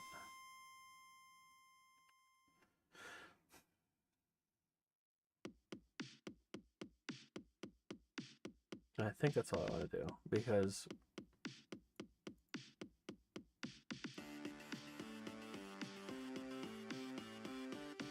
yeah, this is what starts our timer again, sets all of our animations and whatnot. Don't want to move that. So I think that's all I want to do for force in chest event. That way, yeah, okay, so game manager. I'm gonna go ahead and do back to what I had originally done as despawn treasure due to profession change. I'm gonna go ahead and disconnect that and then get rid of it since we're not using it. Copy paste, despawn treasure chest due to profession change.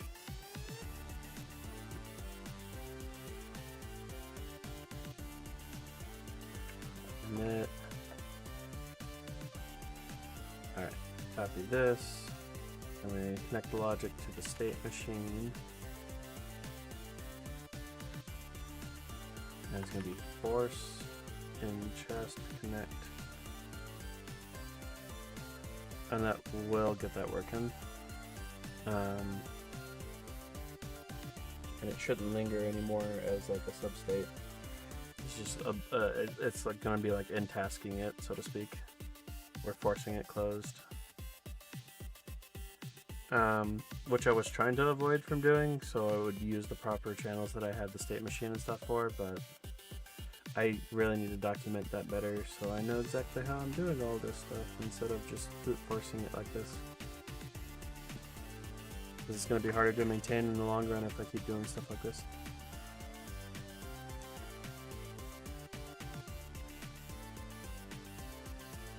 So right now I'm Explorer. If I select Explorer again, it's also going to cancel it out, which makes sense in the state that if I try to change any professions, it's going to cancel me out.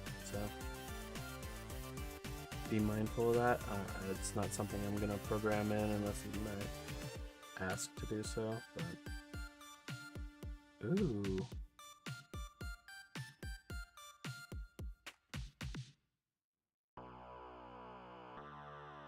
I need to set this logic up at the top then. Pretty sure. Yeah, because I've got logic in there for that. So at the beginning of change professions, we're going to despawn it. And that will fix that little movement. Order of operations. It matters.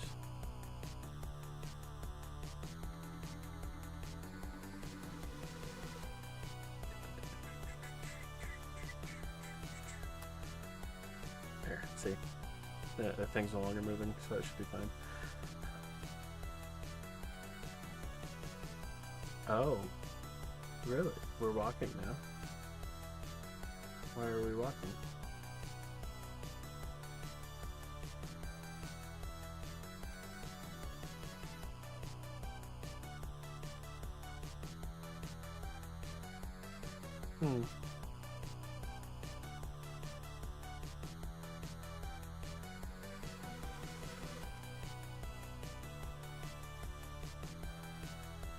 Walking after changing from gather to gathering. Profession. It's a low priority because it's just a visual bug. And because it's just a visual bug, yeah, it's low priority.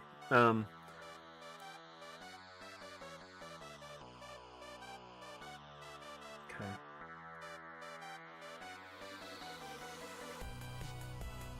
Despawn treasure. That's done. Now despawn monster on profession change. Like I said, I didn't want to do it abruptly, but it seems to be what I need to do for now. State machine. Function force and combat. Void. Pass. So let's say find combat.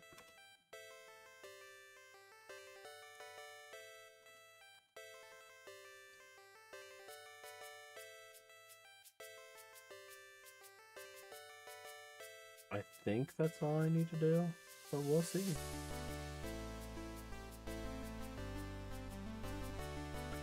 Alright, game manager.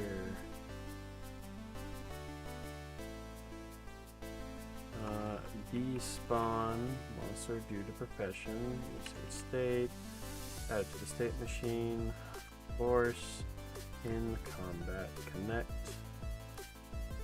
Alright, now I need to set the timer to have combats happen for me so I can test this out. Timer manager. We need to put our treasure back to what it was. Save. Monster spawn. Sure. We'll leave it at 6 and 18.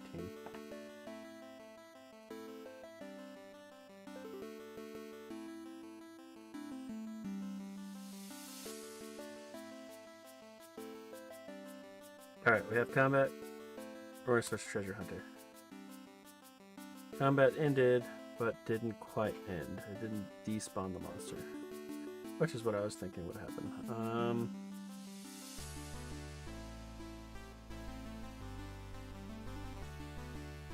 So we have in combat here, trigger victory. Trigger monster death. That's the only other thing that I need. And that should despawn the monster. While it's not necessarily a death, it will work for now.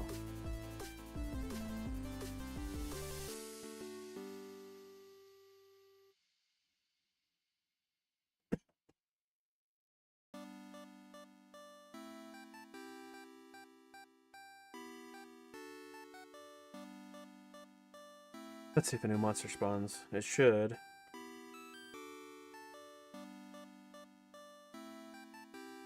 Ooh. Invalid access to strength of base object, base attributes, resource.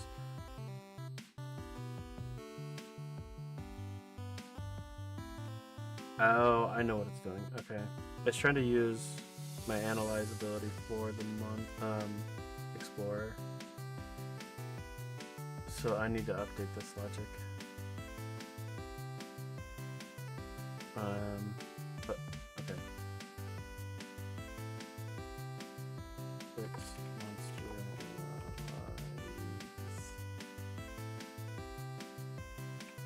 update.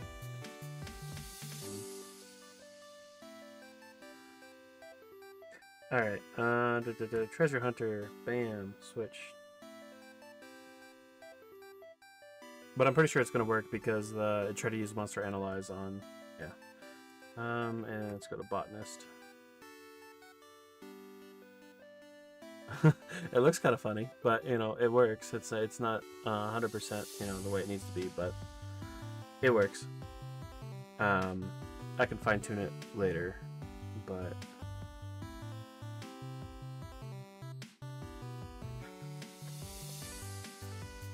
yeah, that's good. Oh no, because harvesting is not happening now. That's a bug. Like if I switch between... Yeah. Okay. So no, that's not good.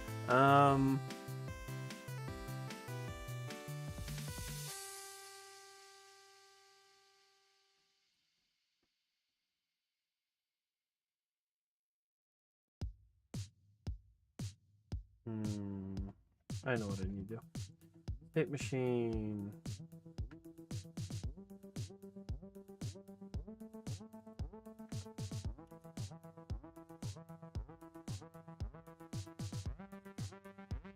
If game state is combat, then we need to disable that. So if I'm in combat, then we need to disable it. If I'm not in combat, it doesn't matter. Alright, so if I try to change, I'm not going to get that bloody explosions and whatnot.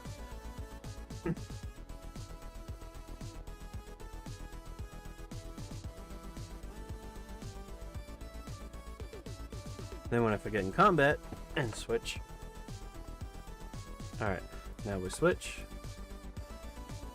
It'll go away. Good. Though I am wondering why.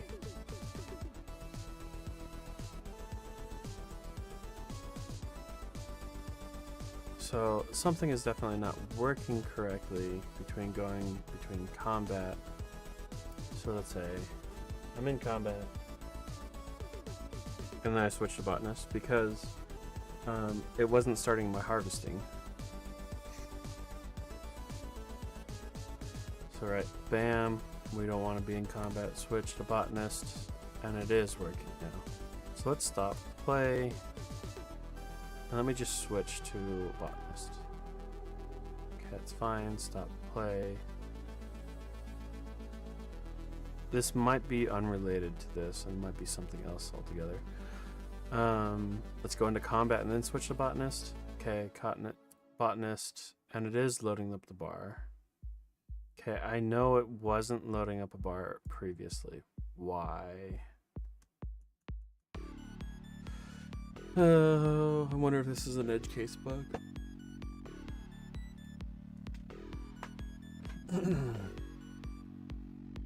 I do my best to prevent those kind of things. Alright, well, this might be related to the game save bug. So let me delete the old saves, hit play, and switch over to botanist. No, it's still loading it.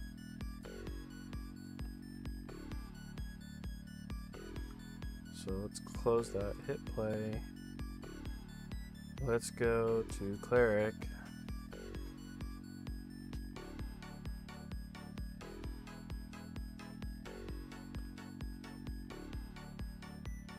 Say farmer this time.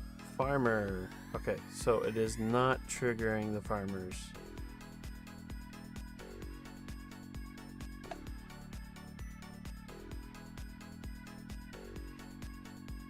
I wonder if it's farmer specific. Let's try farmer now. No, because now it is working, see?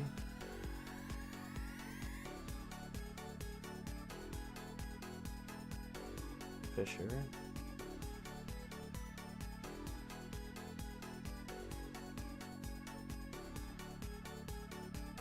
Alright, let's go into combat. The second we go into combat, click on farmer and see what happens.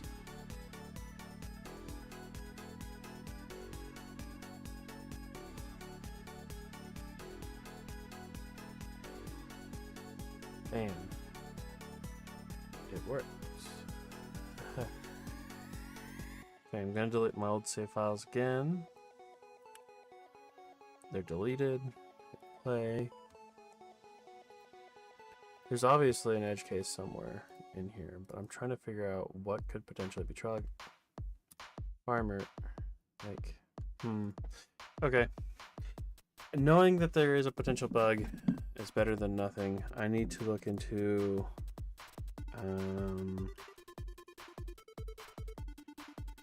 gathering. Sometimes the harvest timer doesn't start. So yeah, I'm aware of it. It's just a matter of how to troubleshoot it because it doesn't always happen. Let me add in a little note here too. Might be related to force ending combat, because that's when I noticed it as a potential. Like that's when we started it.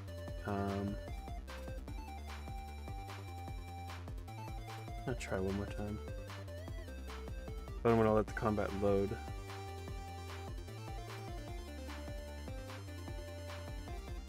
It loaded somewhat. Okay, we're good. We attacked. Now we just switch to farmer. Okay, whatever. I'll have to check it out later. Back to my to-do list. Spawn monster and profession change. Fix analyze monster. Combat manager. Alright.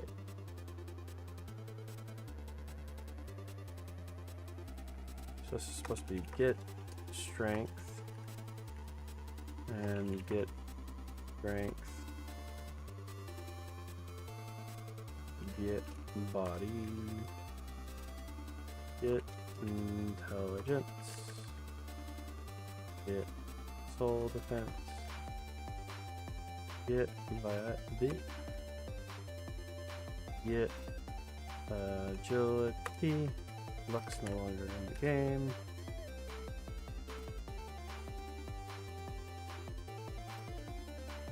I need the close brackets.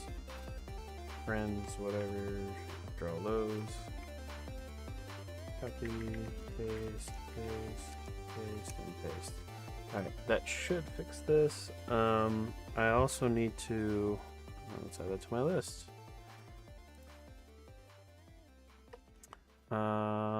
Connect logic board buff. XP is done and coin are done, but that is it. So I need to do ability and chrono. Okay. That's done. Change. So walking, changing from gather to gather profession. We were just looking at that not so long ago, so I just want to get that a quick check. I don't know. Is it right here? And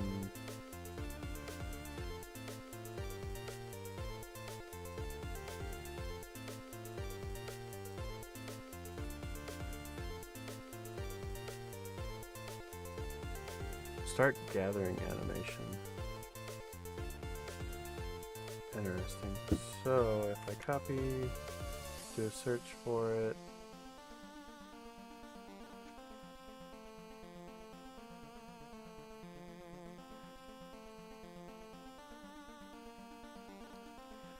I'm wondering if it's the walk to node that's triggering that, because if I comment that out, say farmer, trapper, fisher, no, it is not that.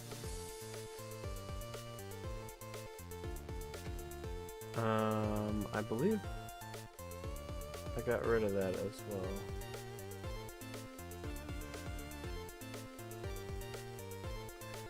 Player movement.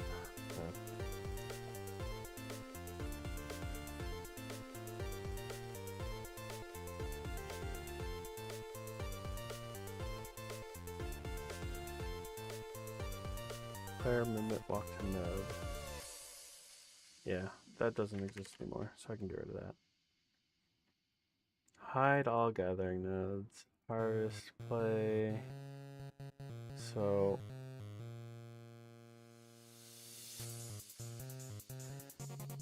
player movement. Let's search for that. Player dash movement right there.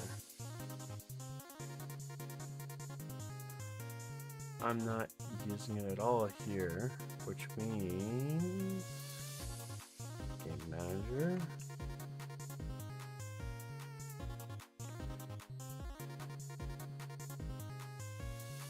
Character move between professions.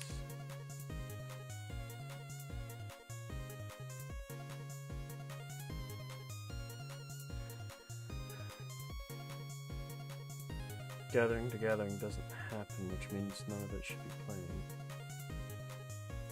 Play there.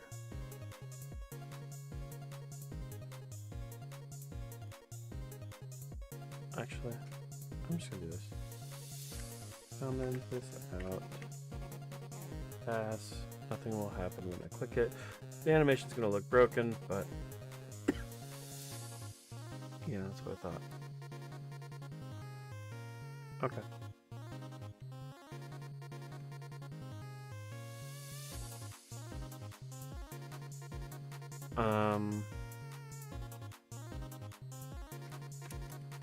Add gathering to gathering.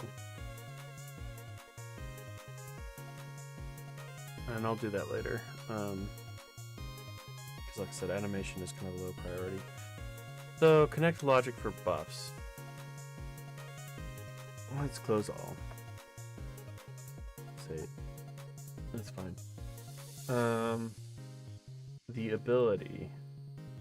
Let's start with ability. I said find trigger. Let's do ability then. Ability. Player ability. Try to use player ability. Bam. So that's the ability manager. Let's open that up. Ability manager. Try to use ability. Try to use player ability. Alright. This is the check that we make sure that we have the correct event type being triggered. Can the adventurer use the... If I can use the ability, use it, right? Okay. Let's look this up. If the ability button is pressed, so if we have an ability, we are saying we're allowed to use the ability, yes. If we have the points. Now, if we have the points, or player get status effect, get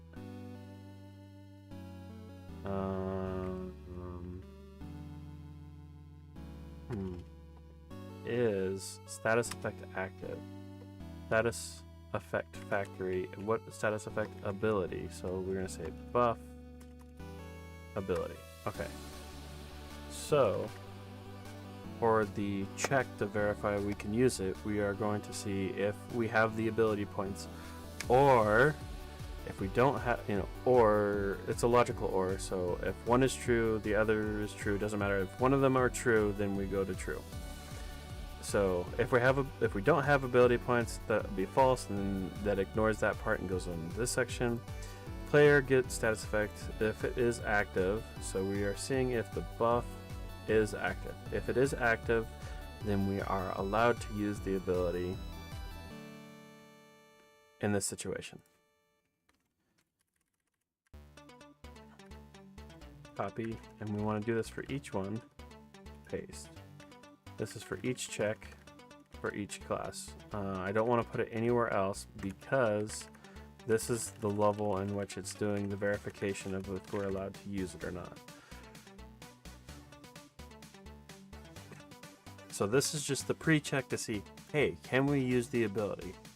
So I'm basically saying, yes, if our ability thing is active, we can use it, regardless of how much ability points we have. If we have 0, if we have 1, we have 10, we have 1,000,000, doesn't matter. That it's overriding that check as far as verifying. If the buff is running, then we can, yes, we're allowed to use the ability. Okay. We go here, we try to use the ability again. Yes, it works. Okay. Get active profession, set ability points. So, this is where we need to do our next if condition. If player get status effect is status effect active, status effect factory, buff. Wow, what's the first one there? Alright, if our buff is active, so if active, let's say not active. So if our buff is not active, then we need to take away the ability point. Because if it is active, then we can ignore the subtraction of our ability point. So there it is. That's all the logic we need to verify infinite ability usage, basically. One, verify the check that we can use it, which if it's active, we can use it. Then if it's not active, then we need to subtract a point from our ability point pool, saying, hey, yeah, we got to spend an ability point to use it. And then update our status UI. But we only need to I can say we only need to update it if we're taking away an ability point, but there's no reason not to call it there either. Yeah, I'll set it there. Because all the other things are just checks to make sure we can use our ability. So, yep. The logic is in place to now use abilities. Ability. Should I chest it? Yes. Am I going to? No, I'm a bit ballsy right now, as far as that goes. What is next? Chrono. Okay, so how am I gonna do Chrono was kind of a last second decision. I have no way of verifying to the end user that it is working, which can be a little bit of concerning from a user perspective. I guess that's kind of true for experience coin buff as well. 1 second.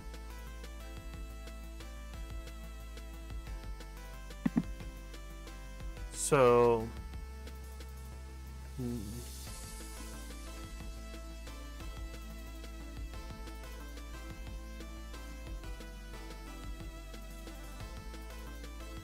that's gonna be the time manager that I need to modify, but like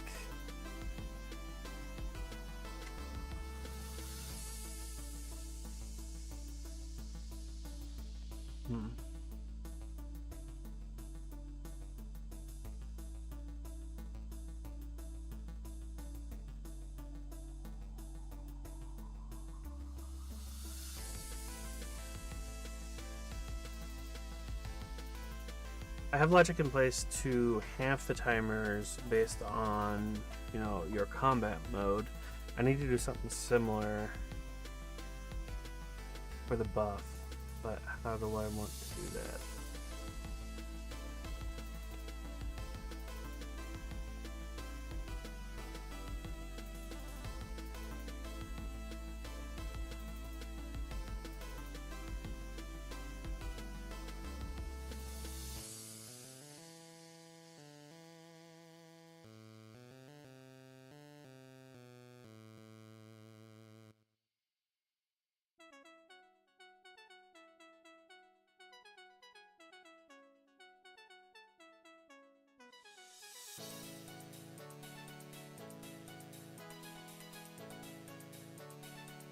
Increasing that won't do that either.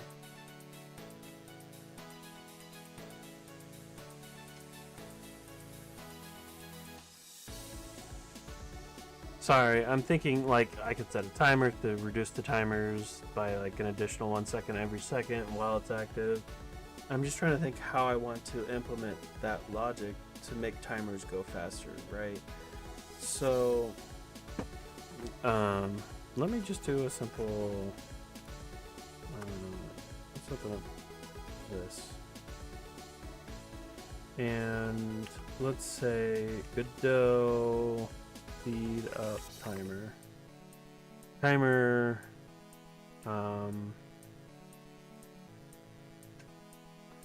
There might be a way to speed it up, there might not be. I don't know if there is.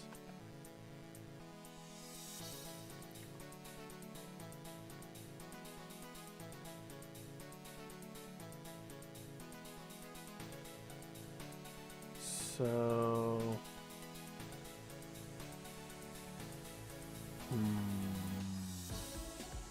speed up the game without breaking the physics. Oh, that's freaking bright in my eyes.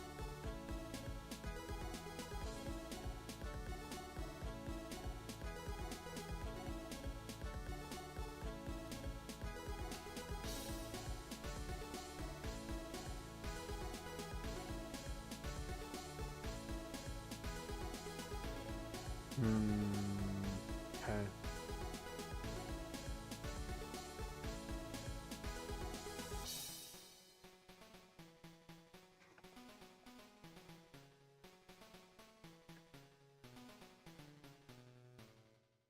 So there's no way to change the timer as far as that goes. What I can do, which I'm not going to do, but I might in the future if I figure that out.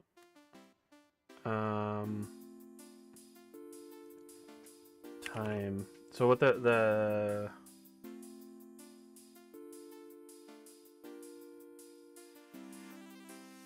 interesting. They were talking about the physics game speed and stuff like that, and I can change that here in the project settings to change the game speed, but I don't know that I'm going to go that route. I think that's going to be more detrimental to change that more than anything else. So go ahead and leave that alone as is. And I'm gonna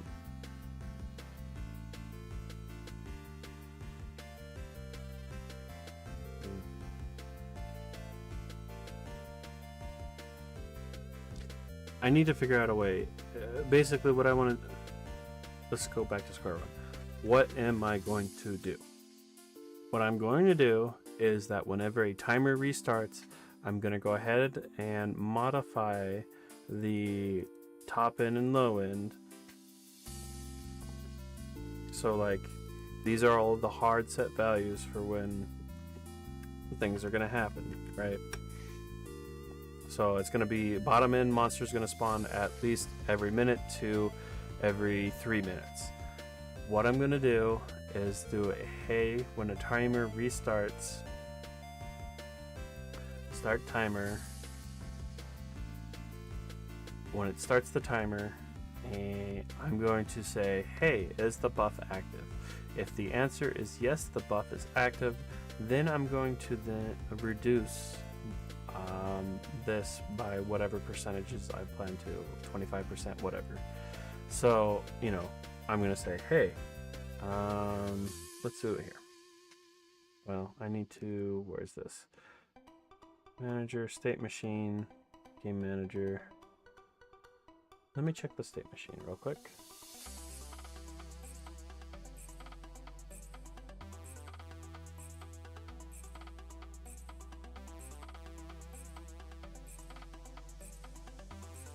Start timer, this one, right here. No.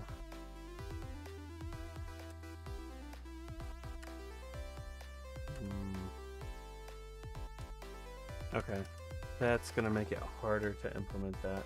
So, because the state machine doesn't have the state of the buff, it's not going to be able to pass if I can actually do that. So,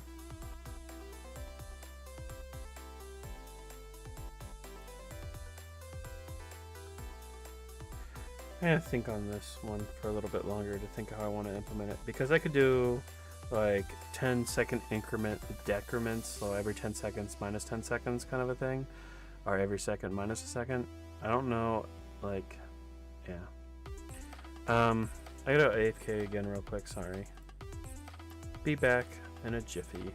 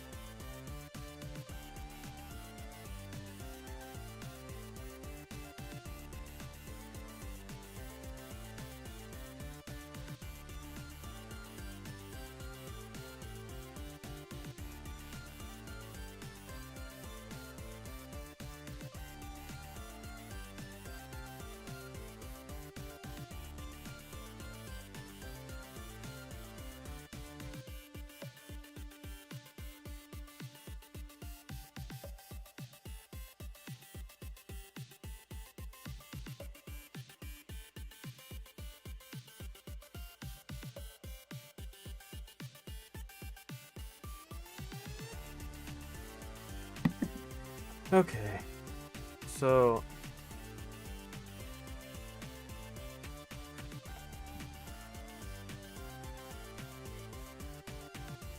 I'm thinking the 1 second decrement is probably going to be the way to go, and tie that to the buff timer. So every time, basically, there's a timer to decrease every second my buffs, right? I can attach that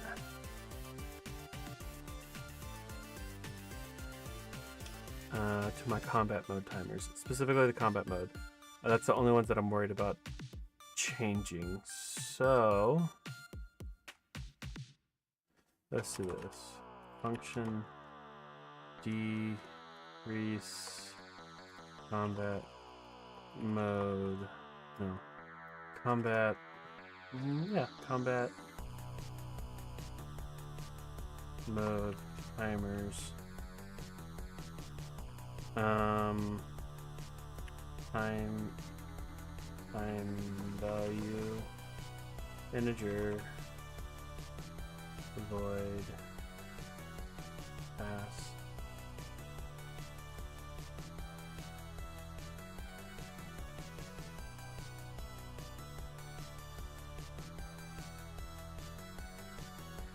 I need to move that AFK, sorry.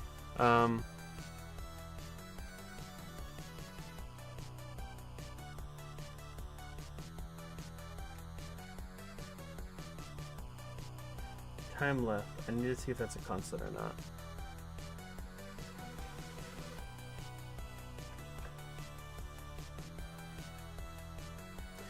This property is read-only and cannot be modified. Okay.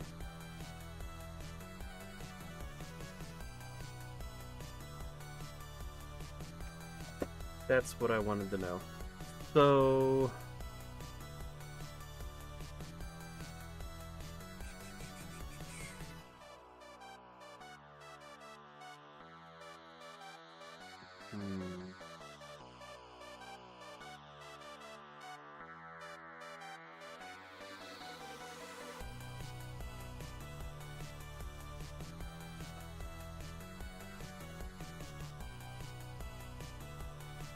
I know how I can do this.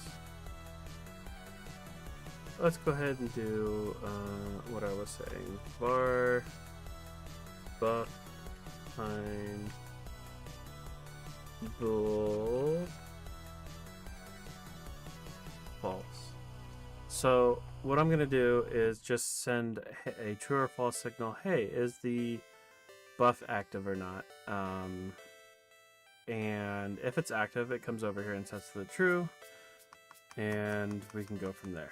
Now, if the buff time is true, let's go ahead and do this.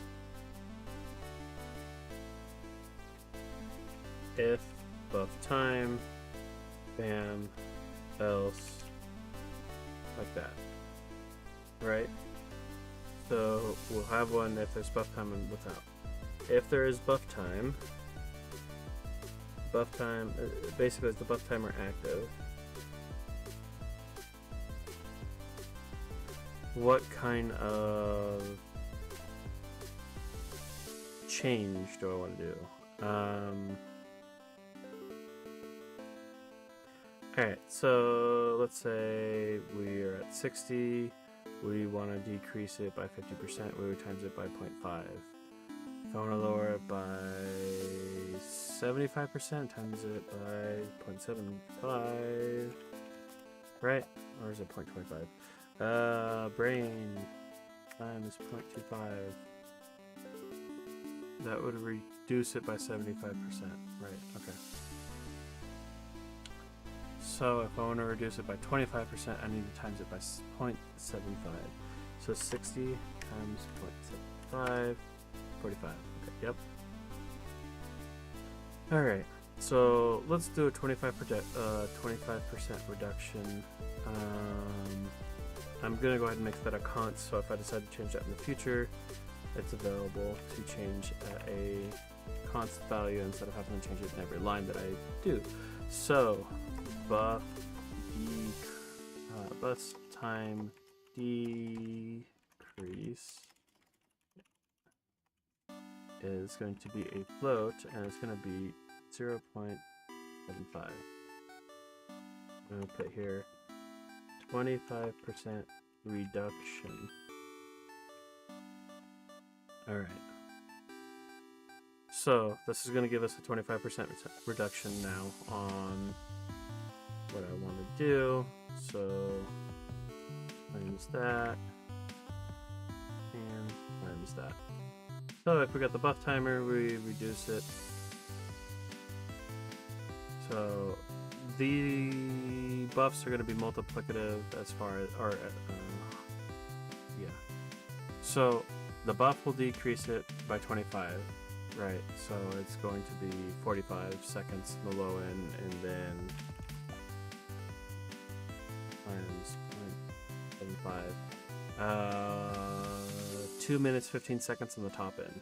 Now, on top of that, if your combat mode is for spawning monsters, it's then going to further decrease this by times 0.5. So the top end is going to be 1 minute, while the bottom end is going to be times 0.5, 22 seconds. So every 22 seconds to a minute, you're going to be getting a monster.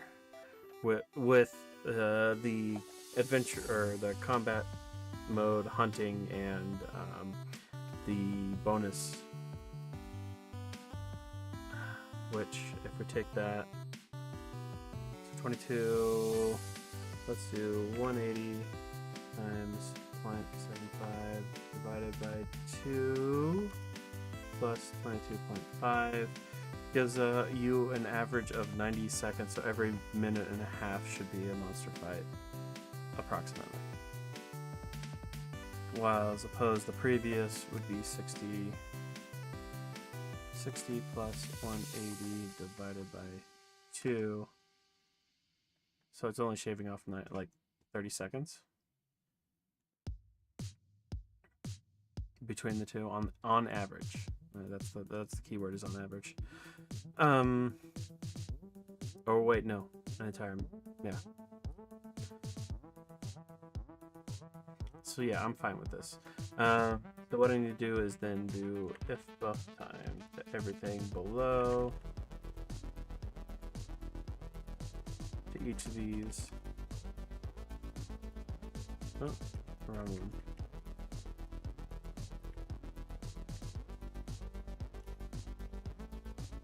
And then do an else for each one as well.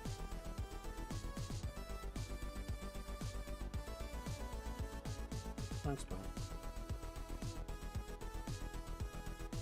Copy, paste, paste, paste. Cat, you're in my way.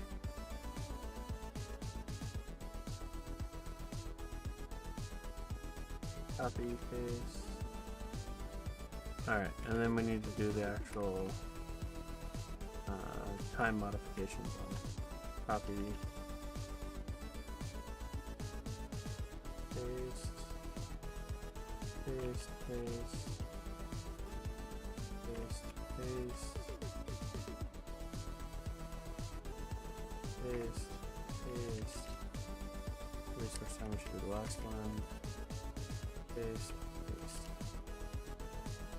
Okay, so now the chrono timer is almost complete. I need to get that logic into place that if it's active to then do what it needs to do, because right now it's always going to be false and it's never going to have an effect on the timers.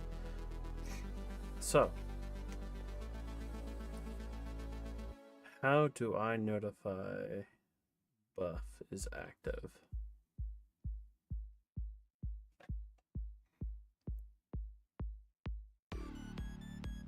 Ow.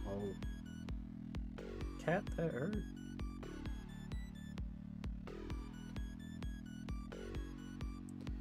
So I'm gonna do it on the debuff timer. So cat. Yeah, I know you want attention. Hi.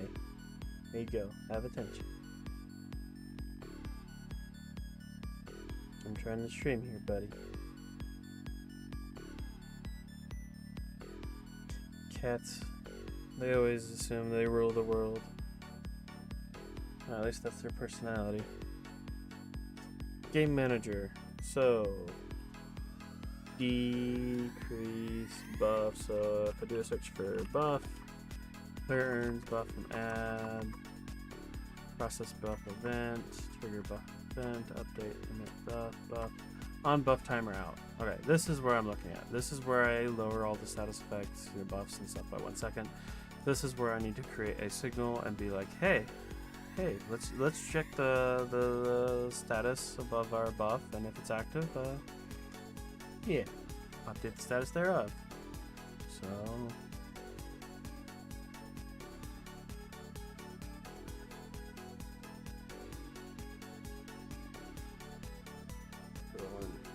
signal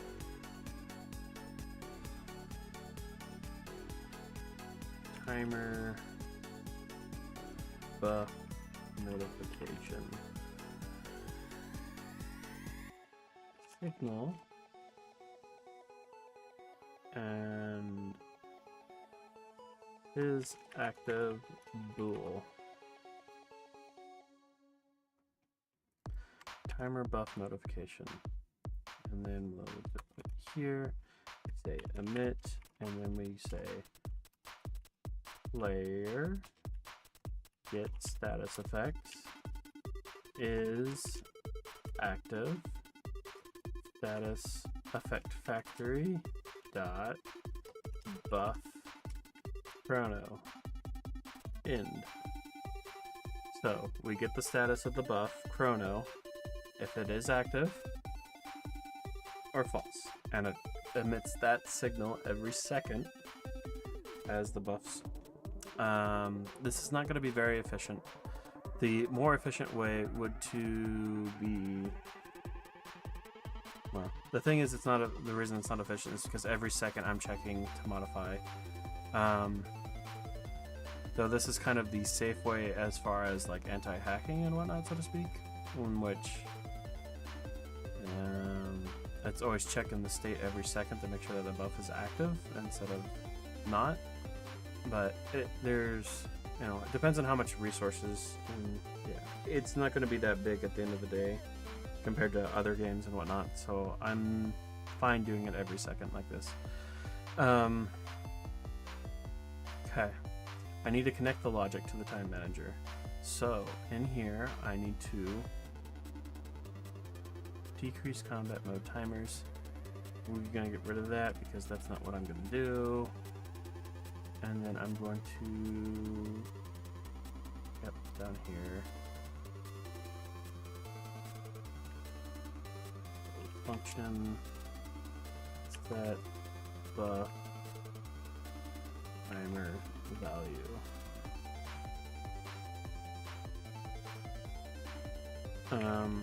It's gonna get the boolean, so let's go over here. What did I call it? Is active. Is active bool. Let's be lowercase.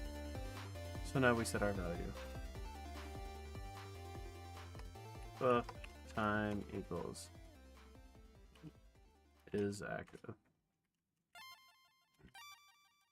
And then we need to connect the logic together and it's good to go. Game manager, node, paste, search, time manager.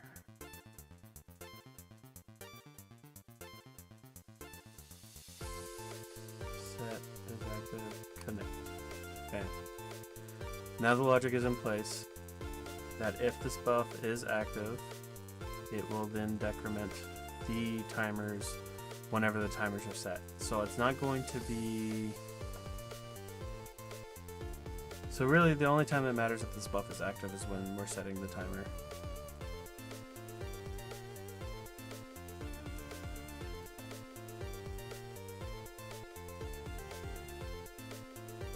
So that finishes that logic. Connect logic for buffs. Now all the buffs are connected and doing something instead of just looking pretty. Refactor combat, I'm going to do later. So, as far as refactoring combat, I'm going to be blunt, straightforward on this one. So there's this online game I've been playing called Ironwood RPG, and I like the way that they do combat, straight up. It is seconds. You basically got a swing timer, both monsters are, you and the monster are going. I think this is better than making it turn-based, which is what I have right now, because turn-based is going to be slower than this. So doing this would mean faster combat, which means faster things happening, more things happening. So that's why I want to change it from what I have to turn-based to this. It's going to flow faster. At the end of the day, combat is not affected by player interaction. So like, no matter how much interaction you have with the game, you can't change the outcome of combat like that's happening at the time, because it's all it's an auto battler, right? So if I can just make combat go faster, it's just going to be better for the end user, for more things to happen instead of just, waiting and chilling and whatnot. So that is the decision why I want to refactor it, and I will be doing that, but that will be later. Because there's a little bit of work that I need to do to integrate that in. But that's what I mean by refactor combat, as I plan to change that up.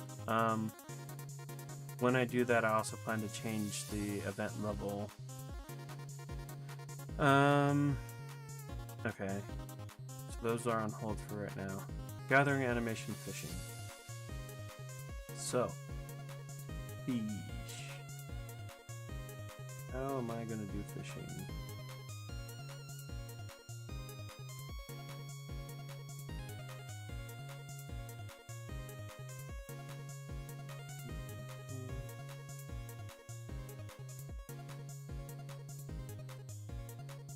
Let's do this.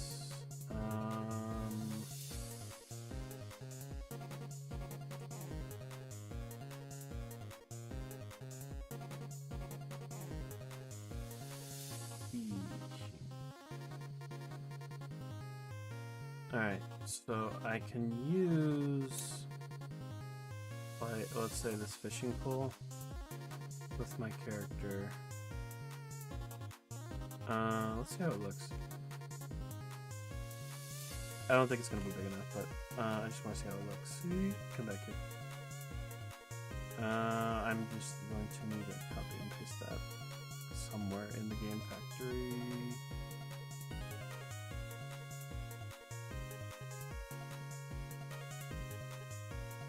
Assets. Sure, let's just put it here for now. Copy.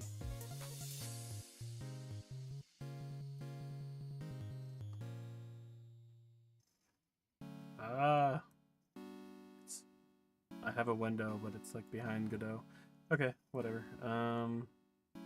Manually do it this way. There it is. Bam. That is a small fishing pole.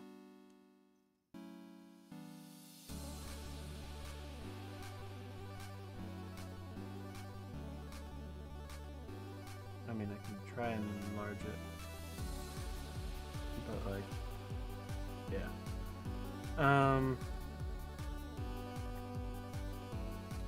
Where was I looking at? There was, so, fishing. There was a fishing pack, I think it was this that I wanted to use.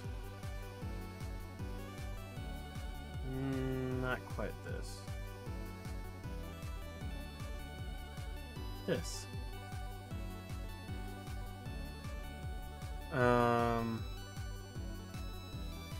So yeah, I was thinking about implementing this for fishing, but I mean, it's not going to be. It won't necessarily fit into the game exactly, but I figured having it as a temp holder or something would be fine. I go from there.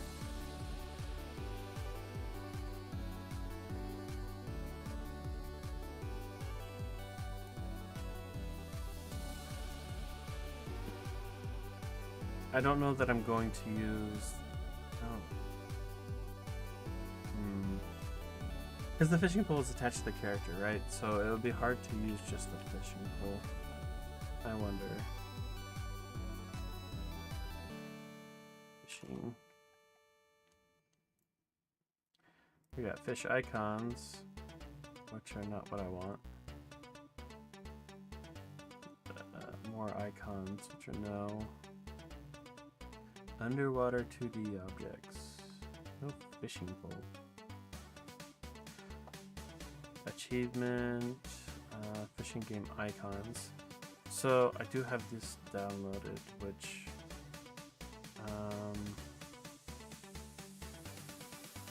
delete this. Do I have it still open? Yeah, here. So if I go up, up one more, the large fantasy icons. We have it sorted. I think I have it under icons right now. Yeah, fishing without shadow. So these are very similar, but not quite the same. I could potentially use these fishing poles to show. So let's see how this looks. Copy here. That's pretty big. Yeah, rough size. Yeah, not quite what I want either.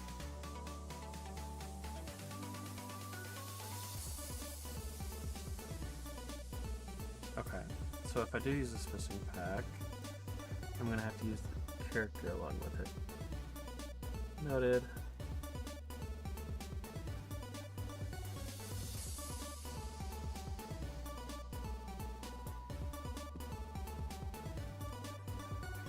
Delete.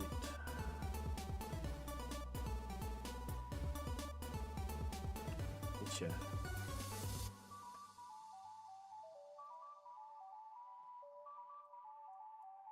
Copy. Is the idle the one I want? Kind of. Idle.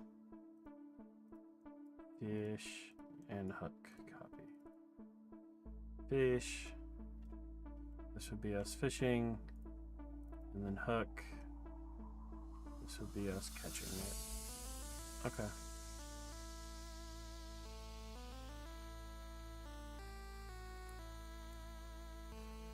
Objects. Catch. Okay, I'm gonna unzip this so I can actually see it. Extract.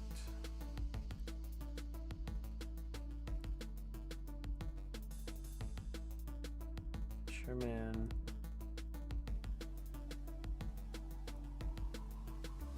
Character animation.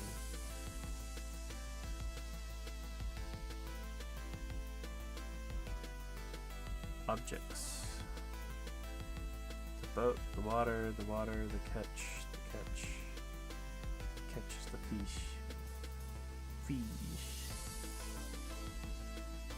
So the water is what I was planning to use as well. Then icons. What are these icons?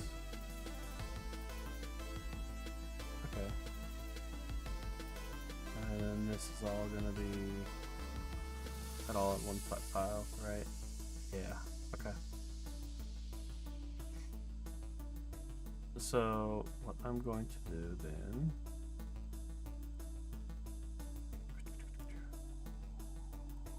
water tile,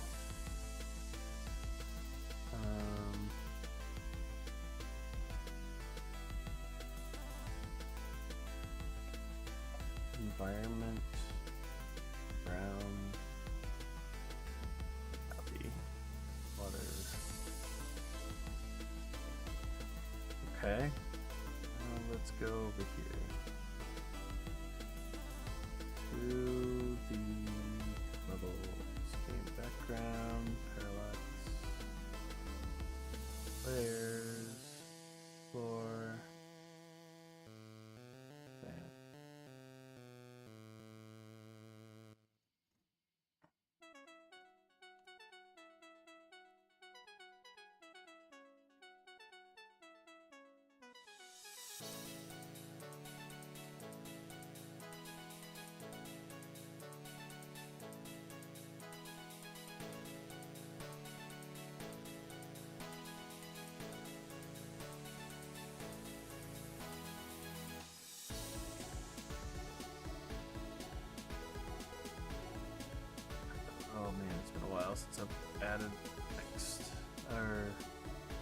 tiles.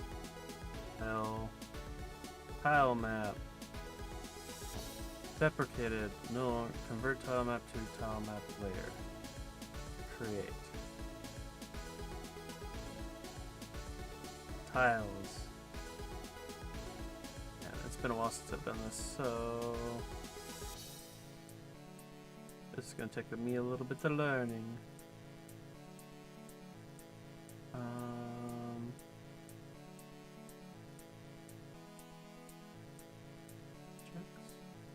Ground, water.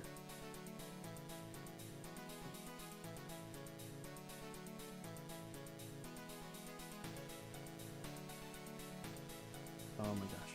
New tile set. Okay. Drag and paste tile set here, sort pattern. Copy and paste. No?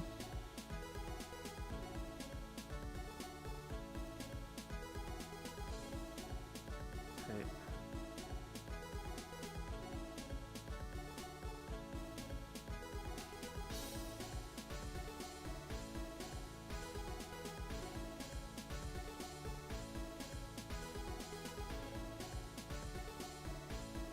Yes.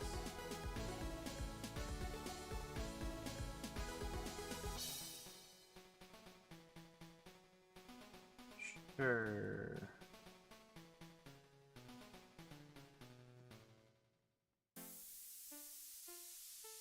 Okay.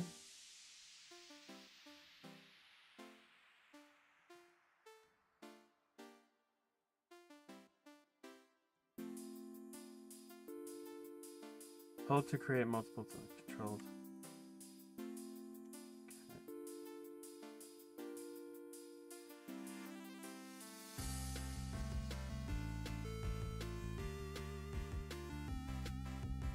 Add pattern from the tile map editing mode.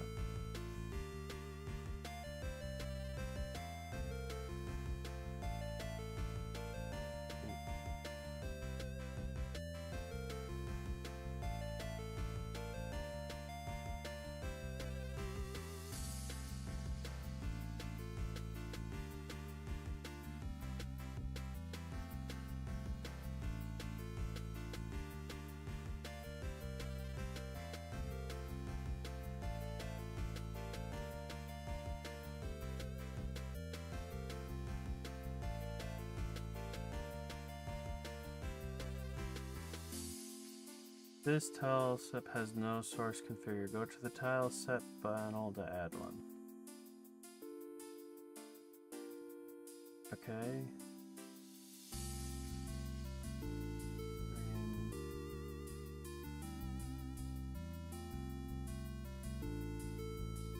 What am I supposed to do here?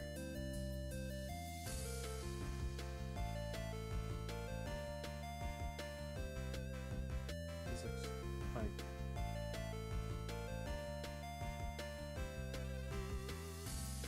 columns, 2, 4, 6. But that's for animation. It shouldn't be doing animation. Terrains, physics, probability, setup. Okay, name, water.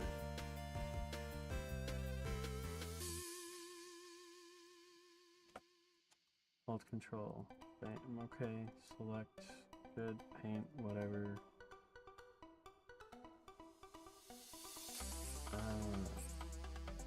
Cancel.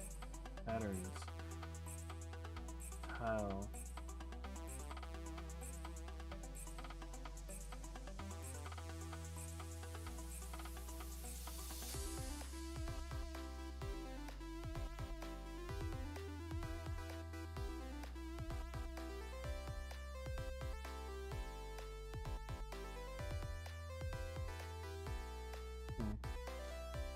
Okay.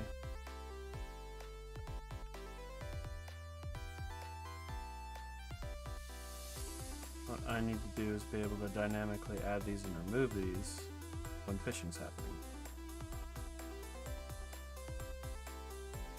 Which is why I'm probably not going to use this method.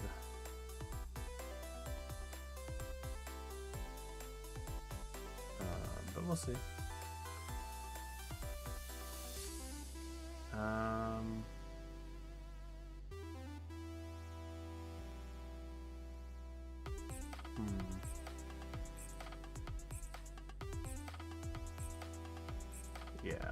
let's do this the good old-fashioned way. Delete. Yep. Open.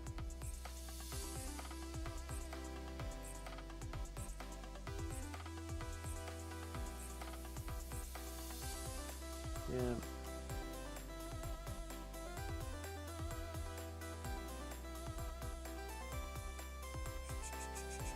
I want to go with that. Let's do this. Since I know the exact size and all that stuff, and I wanted to be able to hide and display it, I'm just gonna manually create it as an image and then override the land down here at the floor. So to do that, show this. We're gonna take this. We're gonna say I want to open this again. Bam. And then we'll open this again too.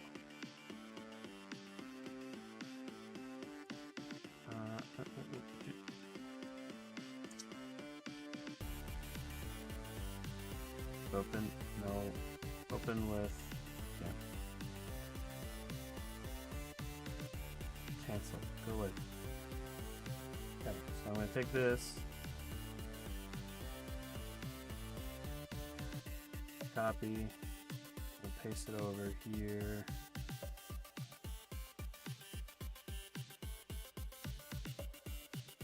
I'm actually going to enlarge it as well.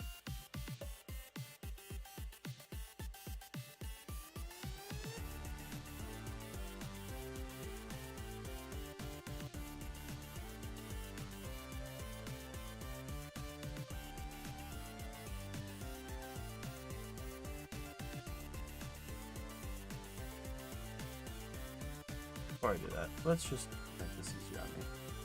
You just go away. I need to know just what the height is, instead of just trying to overlay this stuff. I'm thinking I'm being a derp. Open.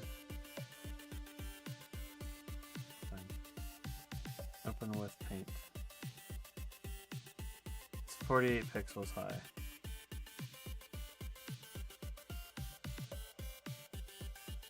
File, 48 pixels high. Yeah,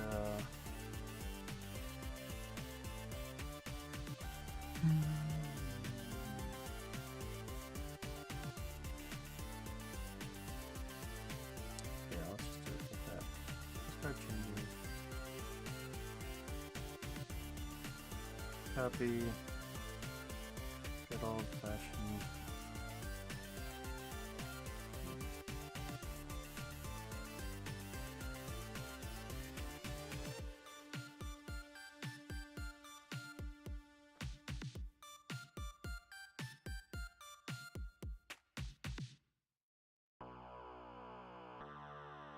No. Width 125 by 48. All I wanted to do was figure out the dimensions. Layer, transparency, add alpha.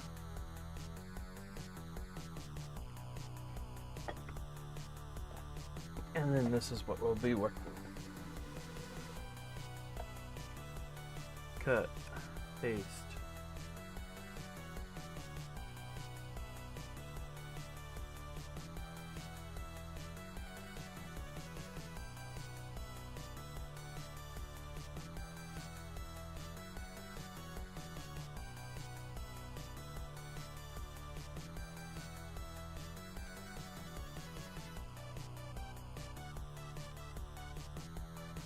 This ideal? No. Will it work? Probably. No. Let's do this. Image.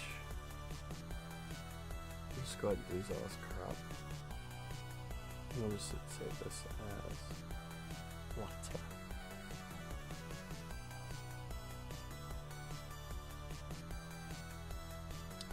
Environment, ground, water. That one's got a capital L, this has got a lowercase. Why are you being a pain like that? Whatever. Okay. We are going to just do this. Doing it all lowercase, and then boo. Godot, come back here. Texture rectangle. Water.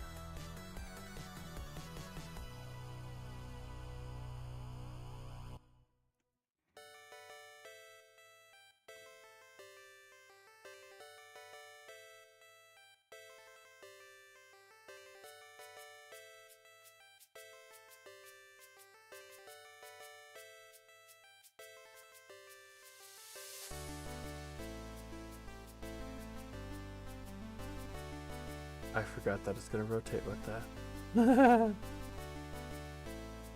Okay.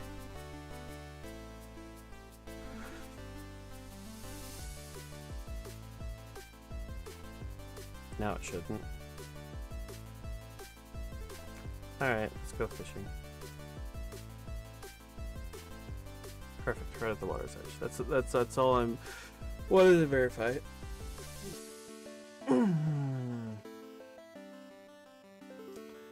And doesn't look the best of waters. It's not animated. I don't know. It's just a watering hole. And no.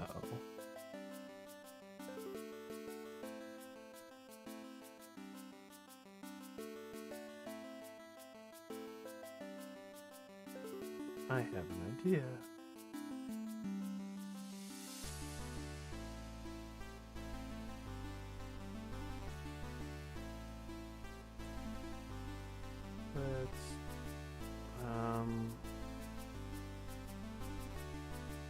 Animation tree.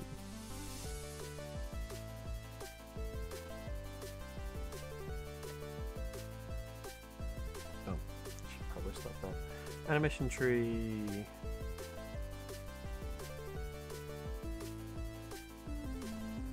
No, animation tree is not what I want.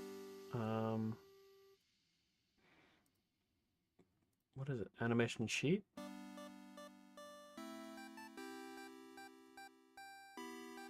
Animation sprite. There we go. This is what I want. Delete. Yes. Animation sprite. We are going to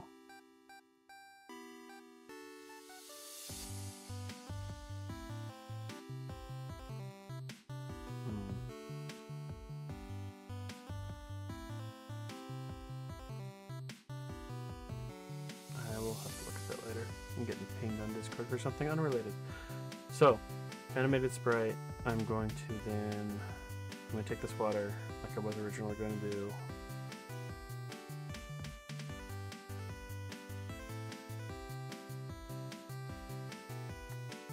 Development, assets.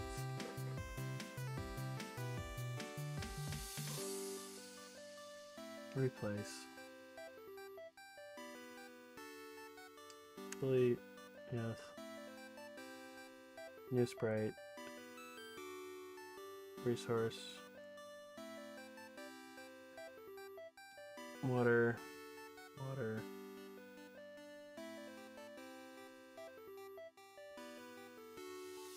Assets. Environment. Ground. Yeah, ground. Water.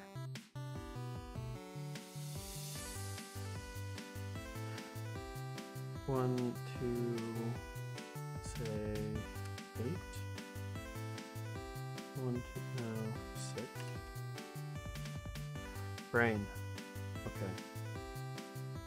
Come here. 1, 2, 3, 4, 5, 6. 6.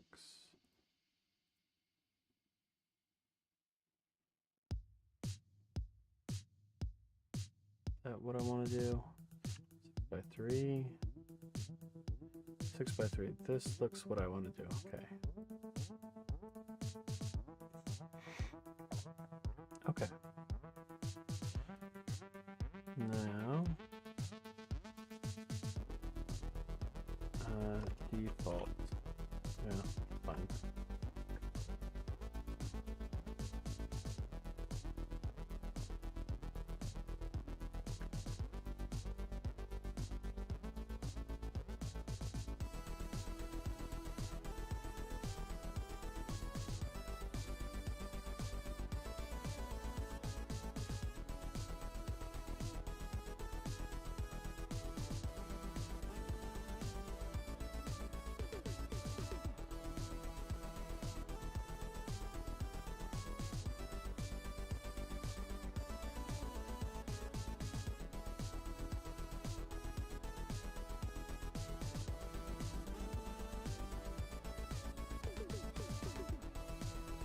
That gives us the, the flowing water type thing, but then I need to make it bigger to accommodate.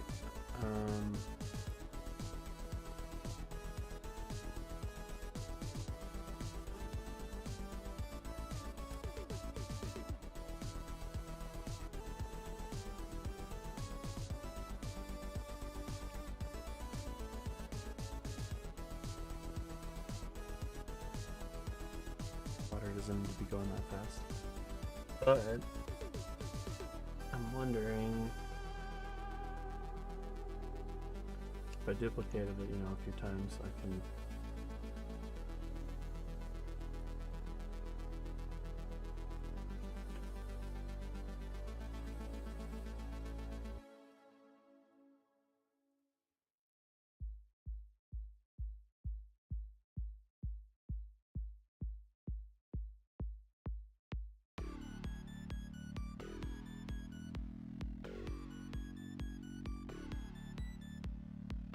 Go to animation. I set it as default play. They'll all play. They're all gonna look the same, like right there.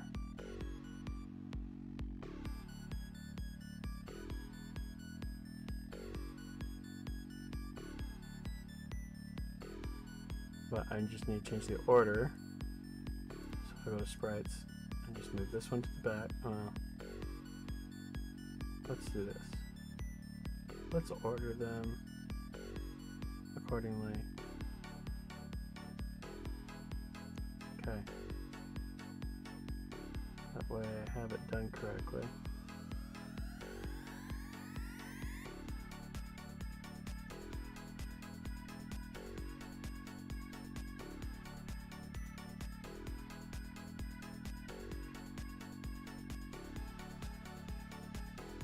All right, 1, 2, 3, 4. 1, 2, move the order. 3, move it twice. 4, 1, 2, 3. Hit play.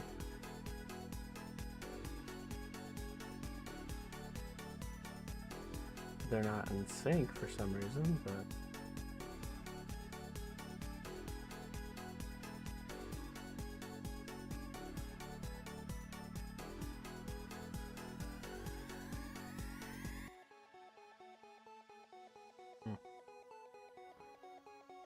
sprite frames are not in it.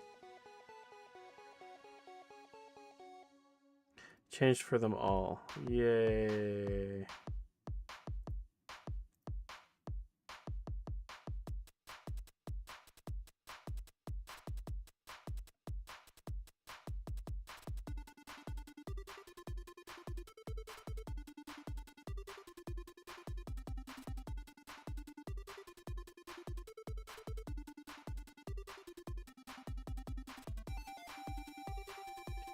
It's the same sprite sheet that they're all using.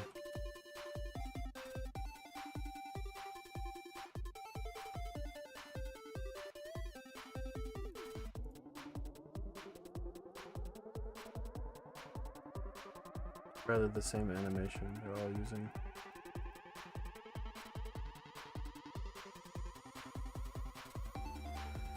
Okay. Let's then change the animations. No, not duplicate that. Come back here. 3, 4, oh, too many. Yes.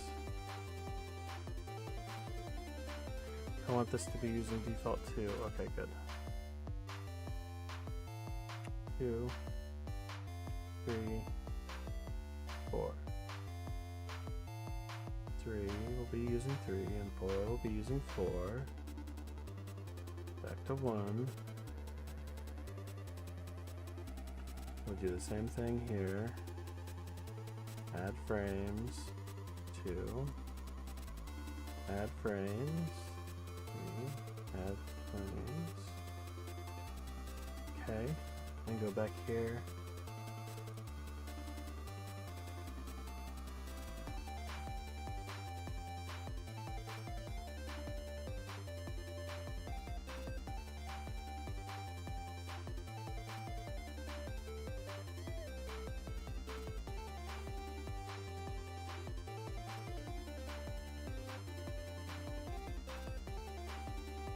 Oh, I gotta set them up.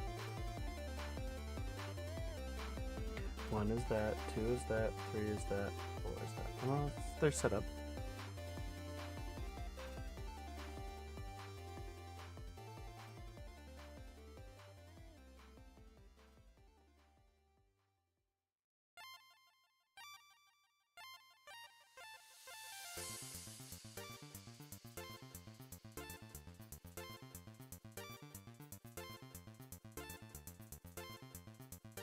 Is this ideal? No.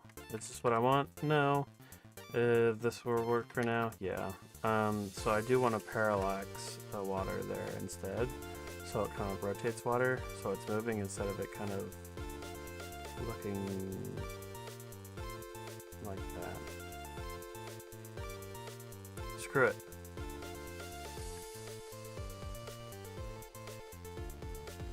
I just said I wanted to parallax. Why am I not just going to do that then? Parallax 2D. This is new. Lovely.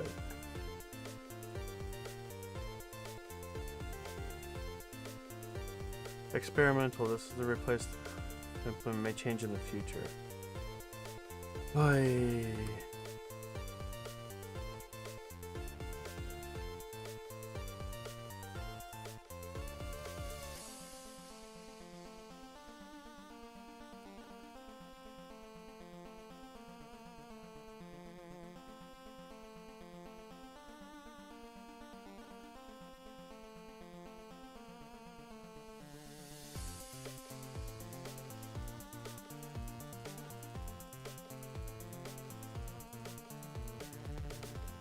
Add child.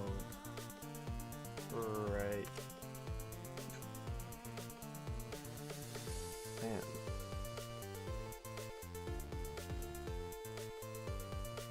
That was a concern as well. The layering. I don't understand how layering works in Godot. I think I need to put it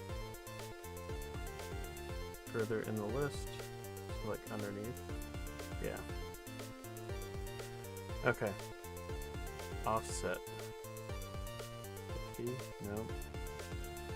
Region? Enable.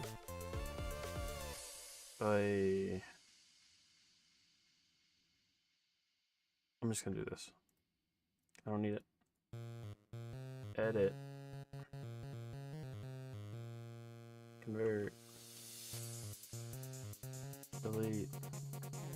Image. So let's crop. Overwrite water. Discard changes. There, now the water is just the water.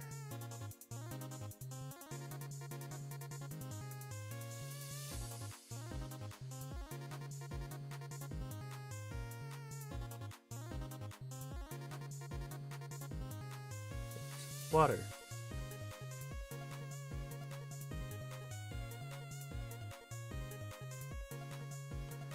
Okay. Now scroll.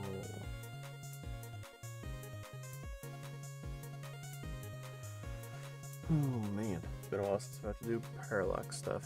Okay, so the way I have it set up. have it offsetting. Okay. Water to background. Access unique path.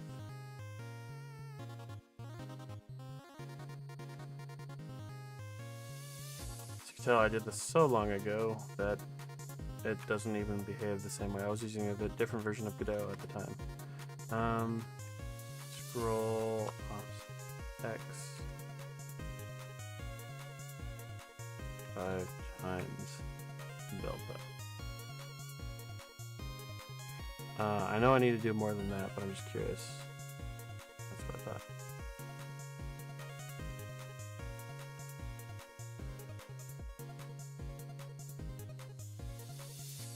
Okay.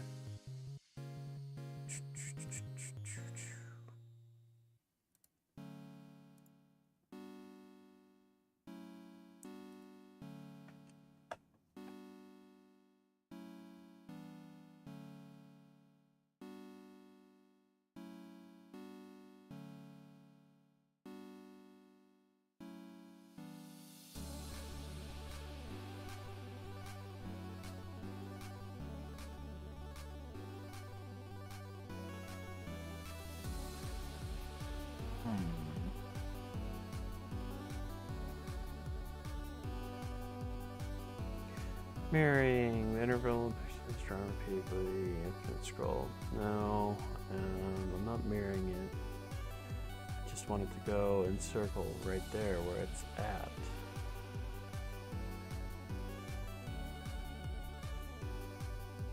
Limit begin. Top left limits for scrolling to begin. If the camera is outside of this limit, the background will stop scrolling. Must work. And bottom right limits for the scrolling to end. Basic skills.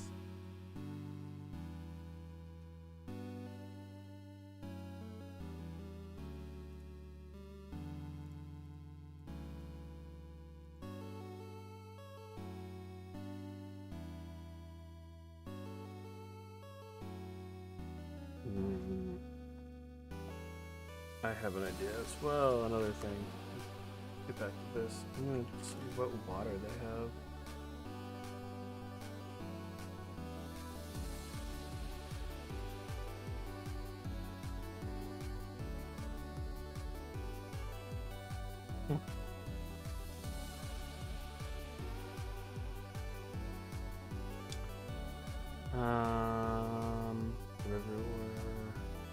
Those are top assets though. Elemental characters. Play with that later. Underwater, water, water, water.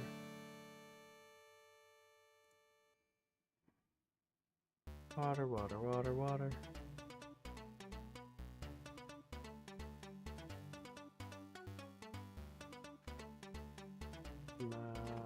Let's see if I still have it.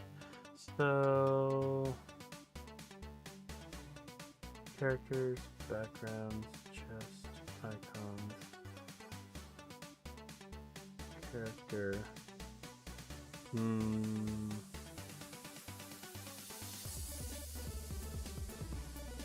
Chests,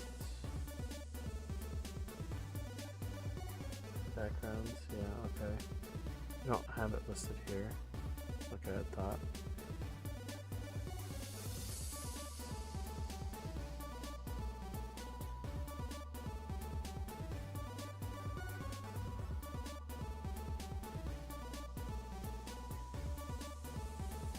I was more or less looking for a tile set that I know that I had from somewhere else, but I don't. Natural picture art environment. I'll check those two. I don't know that they'll have what I want, but it may. Because I am kind of using a platformer style. Right? So, no water there. And no water there either.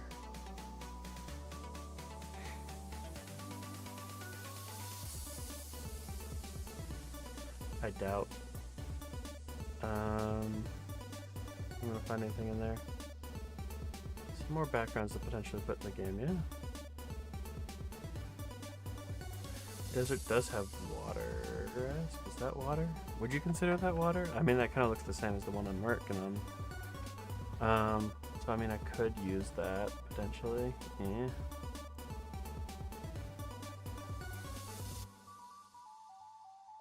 Cyberpunk Farms.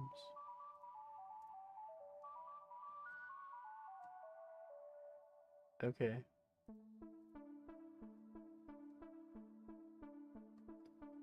That's pretty basic dungeon. Desert, I'd highly, yeah.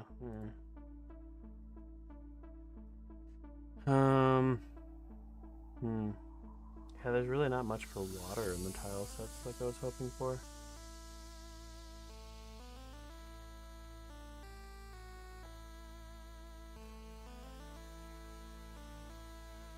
The problem with not having my own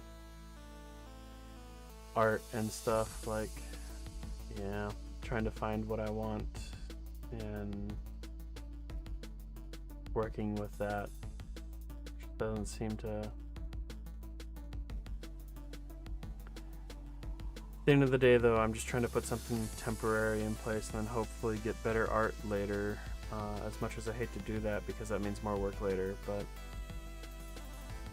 that's ultimately what is gonna kind of come down to. So something's back. So yeah, I'm just gonna chuckle and move on because I'm seeing some duplications.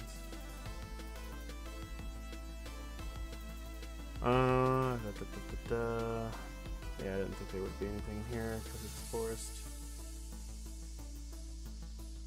Farmer's got water, right? That's pretty basic.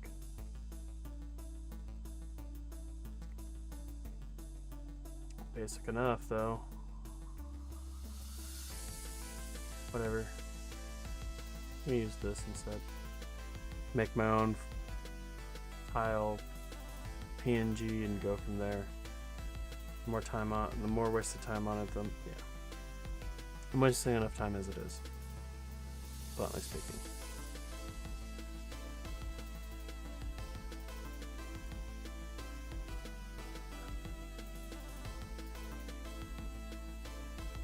I'm just gonna put it in here.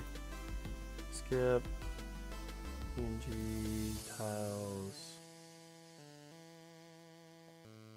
These are the two that I want.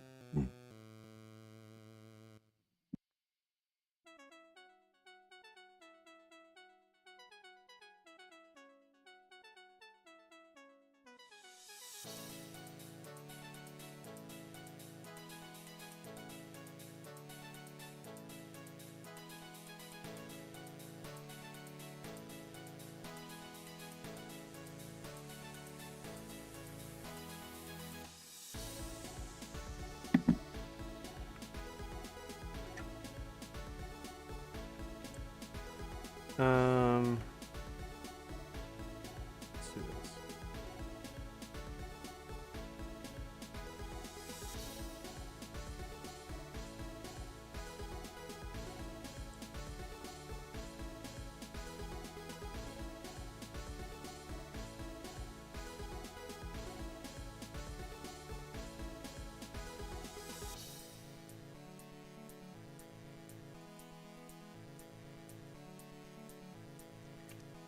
Save.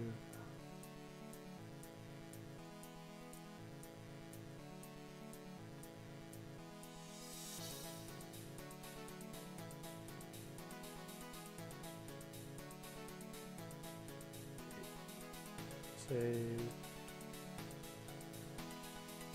Amp. Actually, that's how it looks now.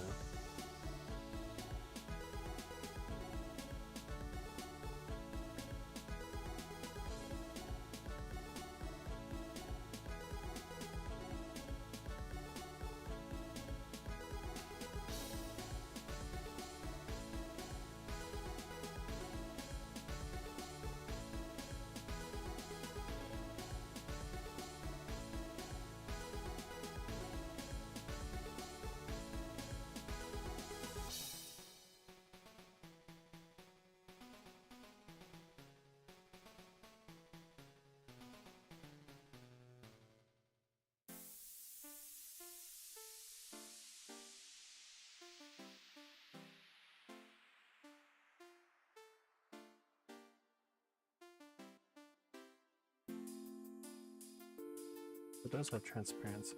Okay. Well, I'm going to do transparency.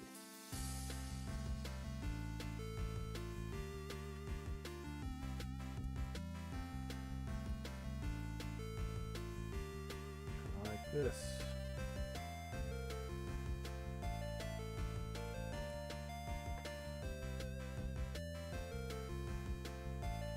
Let's do this. So I'm trying to more or less give it a little bit of a transparency effect.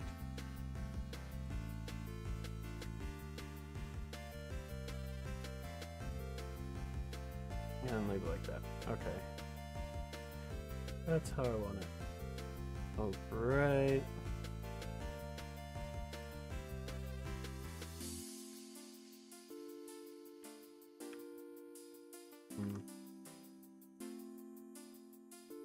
Not quite how I want that turned out either.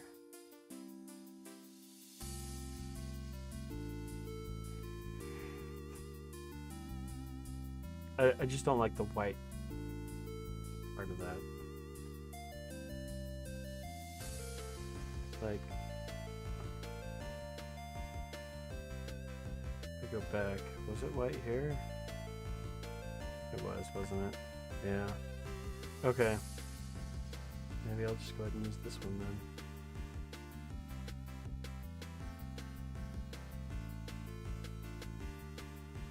Which is back to the similar water one that I was working with to begin with. Okay.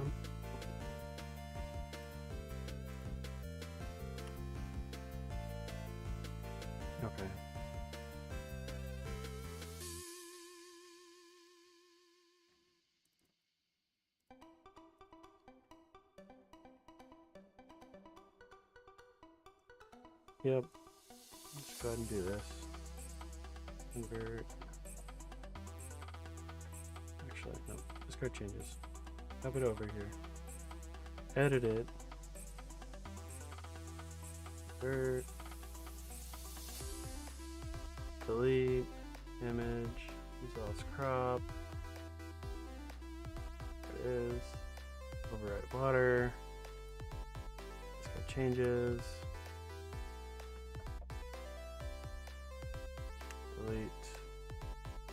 Delete,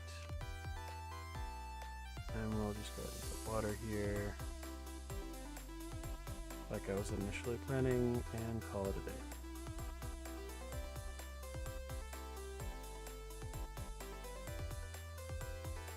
Hit play. Yes, we got rid of the water background. Don't exist anymore. When we go fishing, I'm going to show this. Okay. Bam. Now.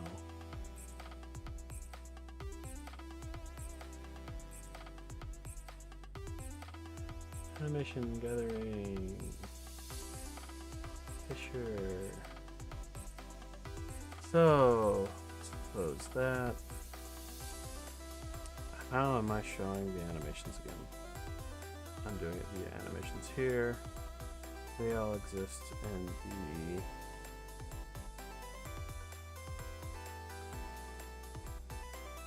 the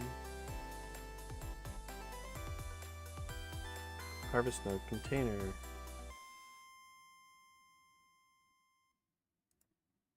Gathering, there we go. Okay, gathering nodes, harvest node containers. Add child.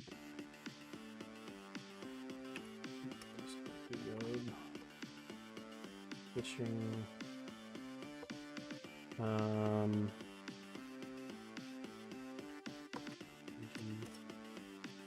that for now. Add water here. Fishing. Hole. Give it a unique path. And then that way I can do this.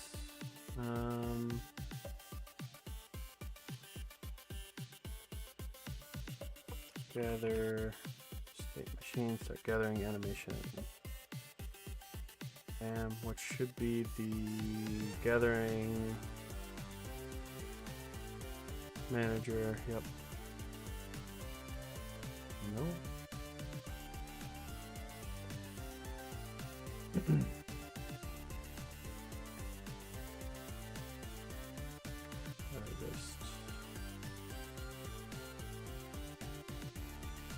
No, it's not what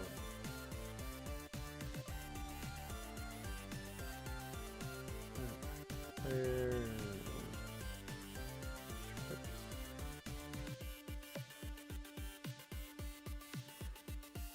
want. Brain.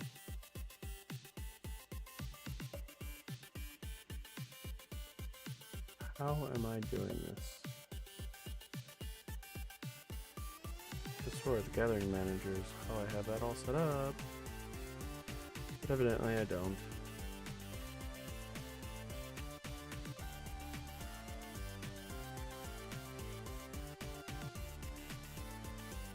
Not under standard scripts. There. Okay.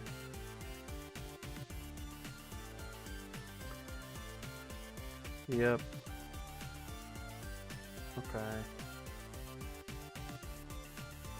Oh, fishing.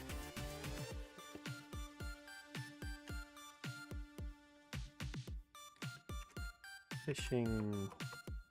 Fine. Copy.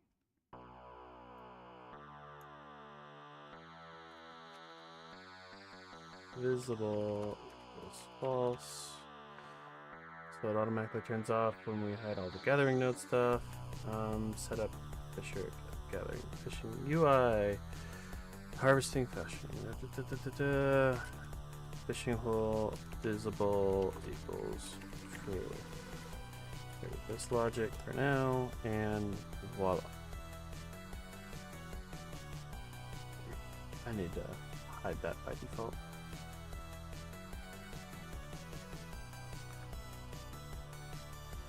Now when I go Fisher, and if I go away from fishing,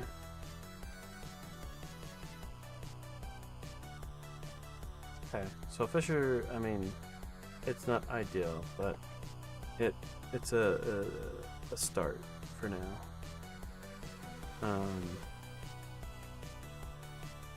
Yeah. I would like to have that more animation similar to like this fishing one that I was looking at. Fishing, like I would love to have this down, and I might do this later. I don't know yet though, but I'm gonna cross that bridge another time. For now, it looks a little bit better than what it was, where it's just, you know, actually something that looks like it should be. So yeah, fishing.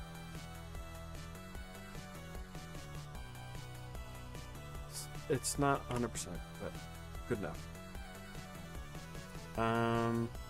So gathering to gathering animation. That's what's the this. So I need to add that in.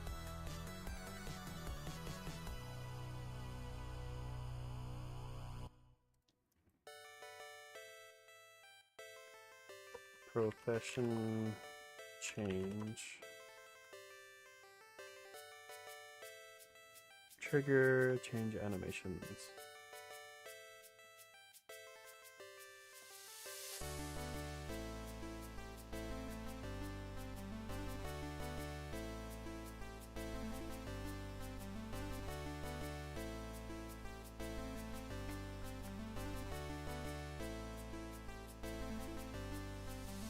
Start gathering animation.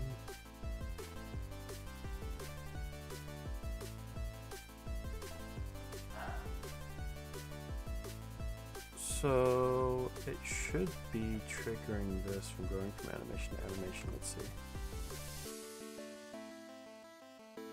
It is. Start gathering animation.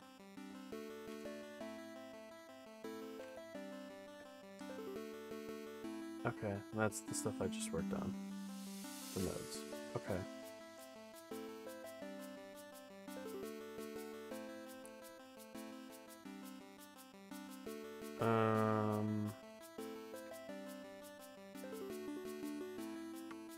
So none of these animations really should be triggering except for this and this. Because we're not switching between those types.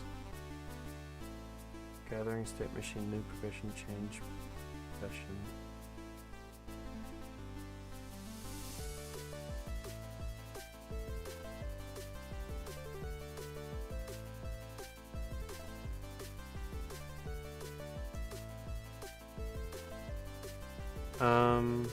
Let me just make sure I'm gonna do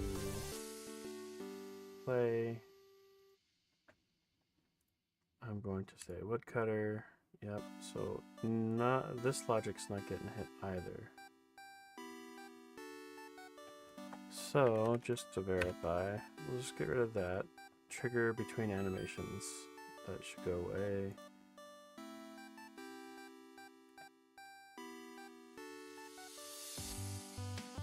Okay, so let's get rid of this. See what happens. I mean, I expect it to still. Yeah. Okay. So it's gonna have to do something with a reset value then. Reset value with gathering, so changing between profession.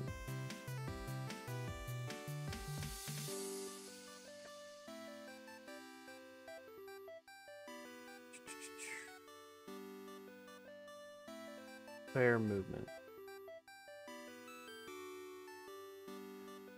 So player movement, the reset value right here.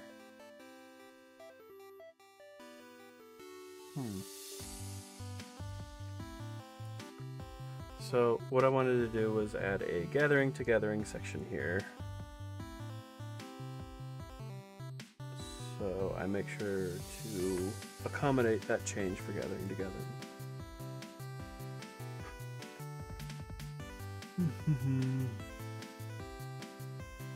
I don't need this here anymore. And then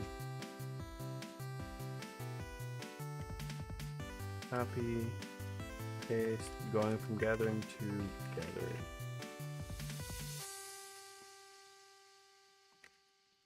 So the previous player get gathering profession. If new player is active,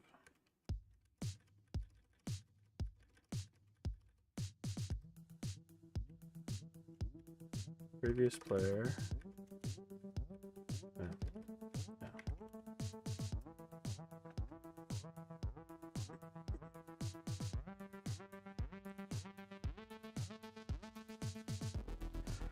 So if I'm going from gathering to gathering, we're going to say gathering to gathering.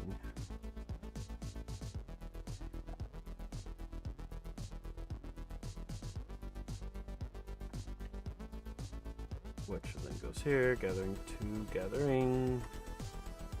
Gathering to gathering.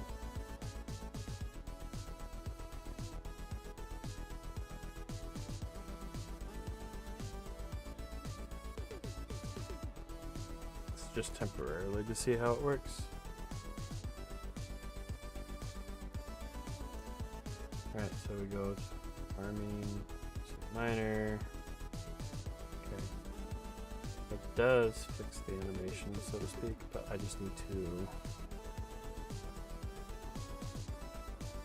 add it in. Script. Animation new, gathering. Gathering. So gathering to combat gathering player. Okay. Back to the animation. So in here we set the animation type to running to idle.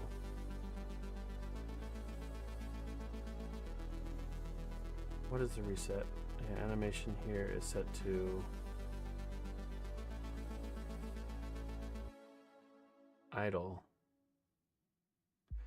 Delete that for right now. Hit play, see what happens. That's not what I meant. I wanted to also disable this. Now see what happens.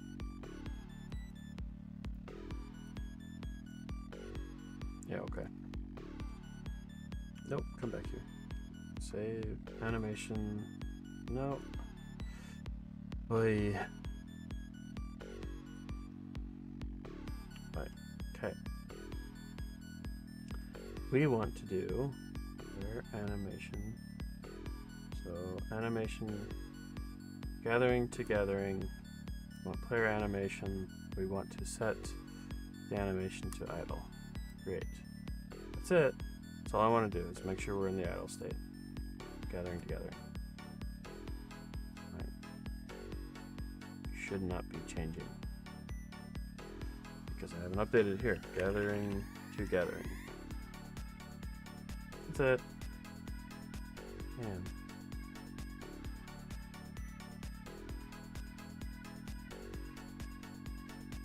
And that fixes that.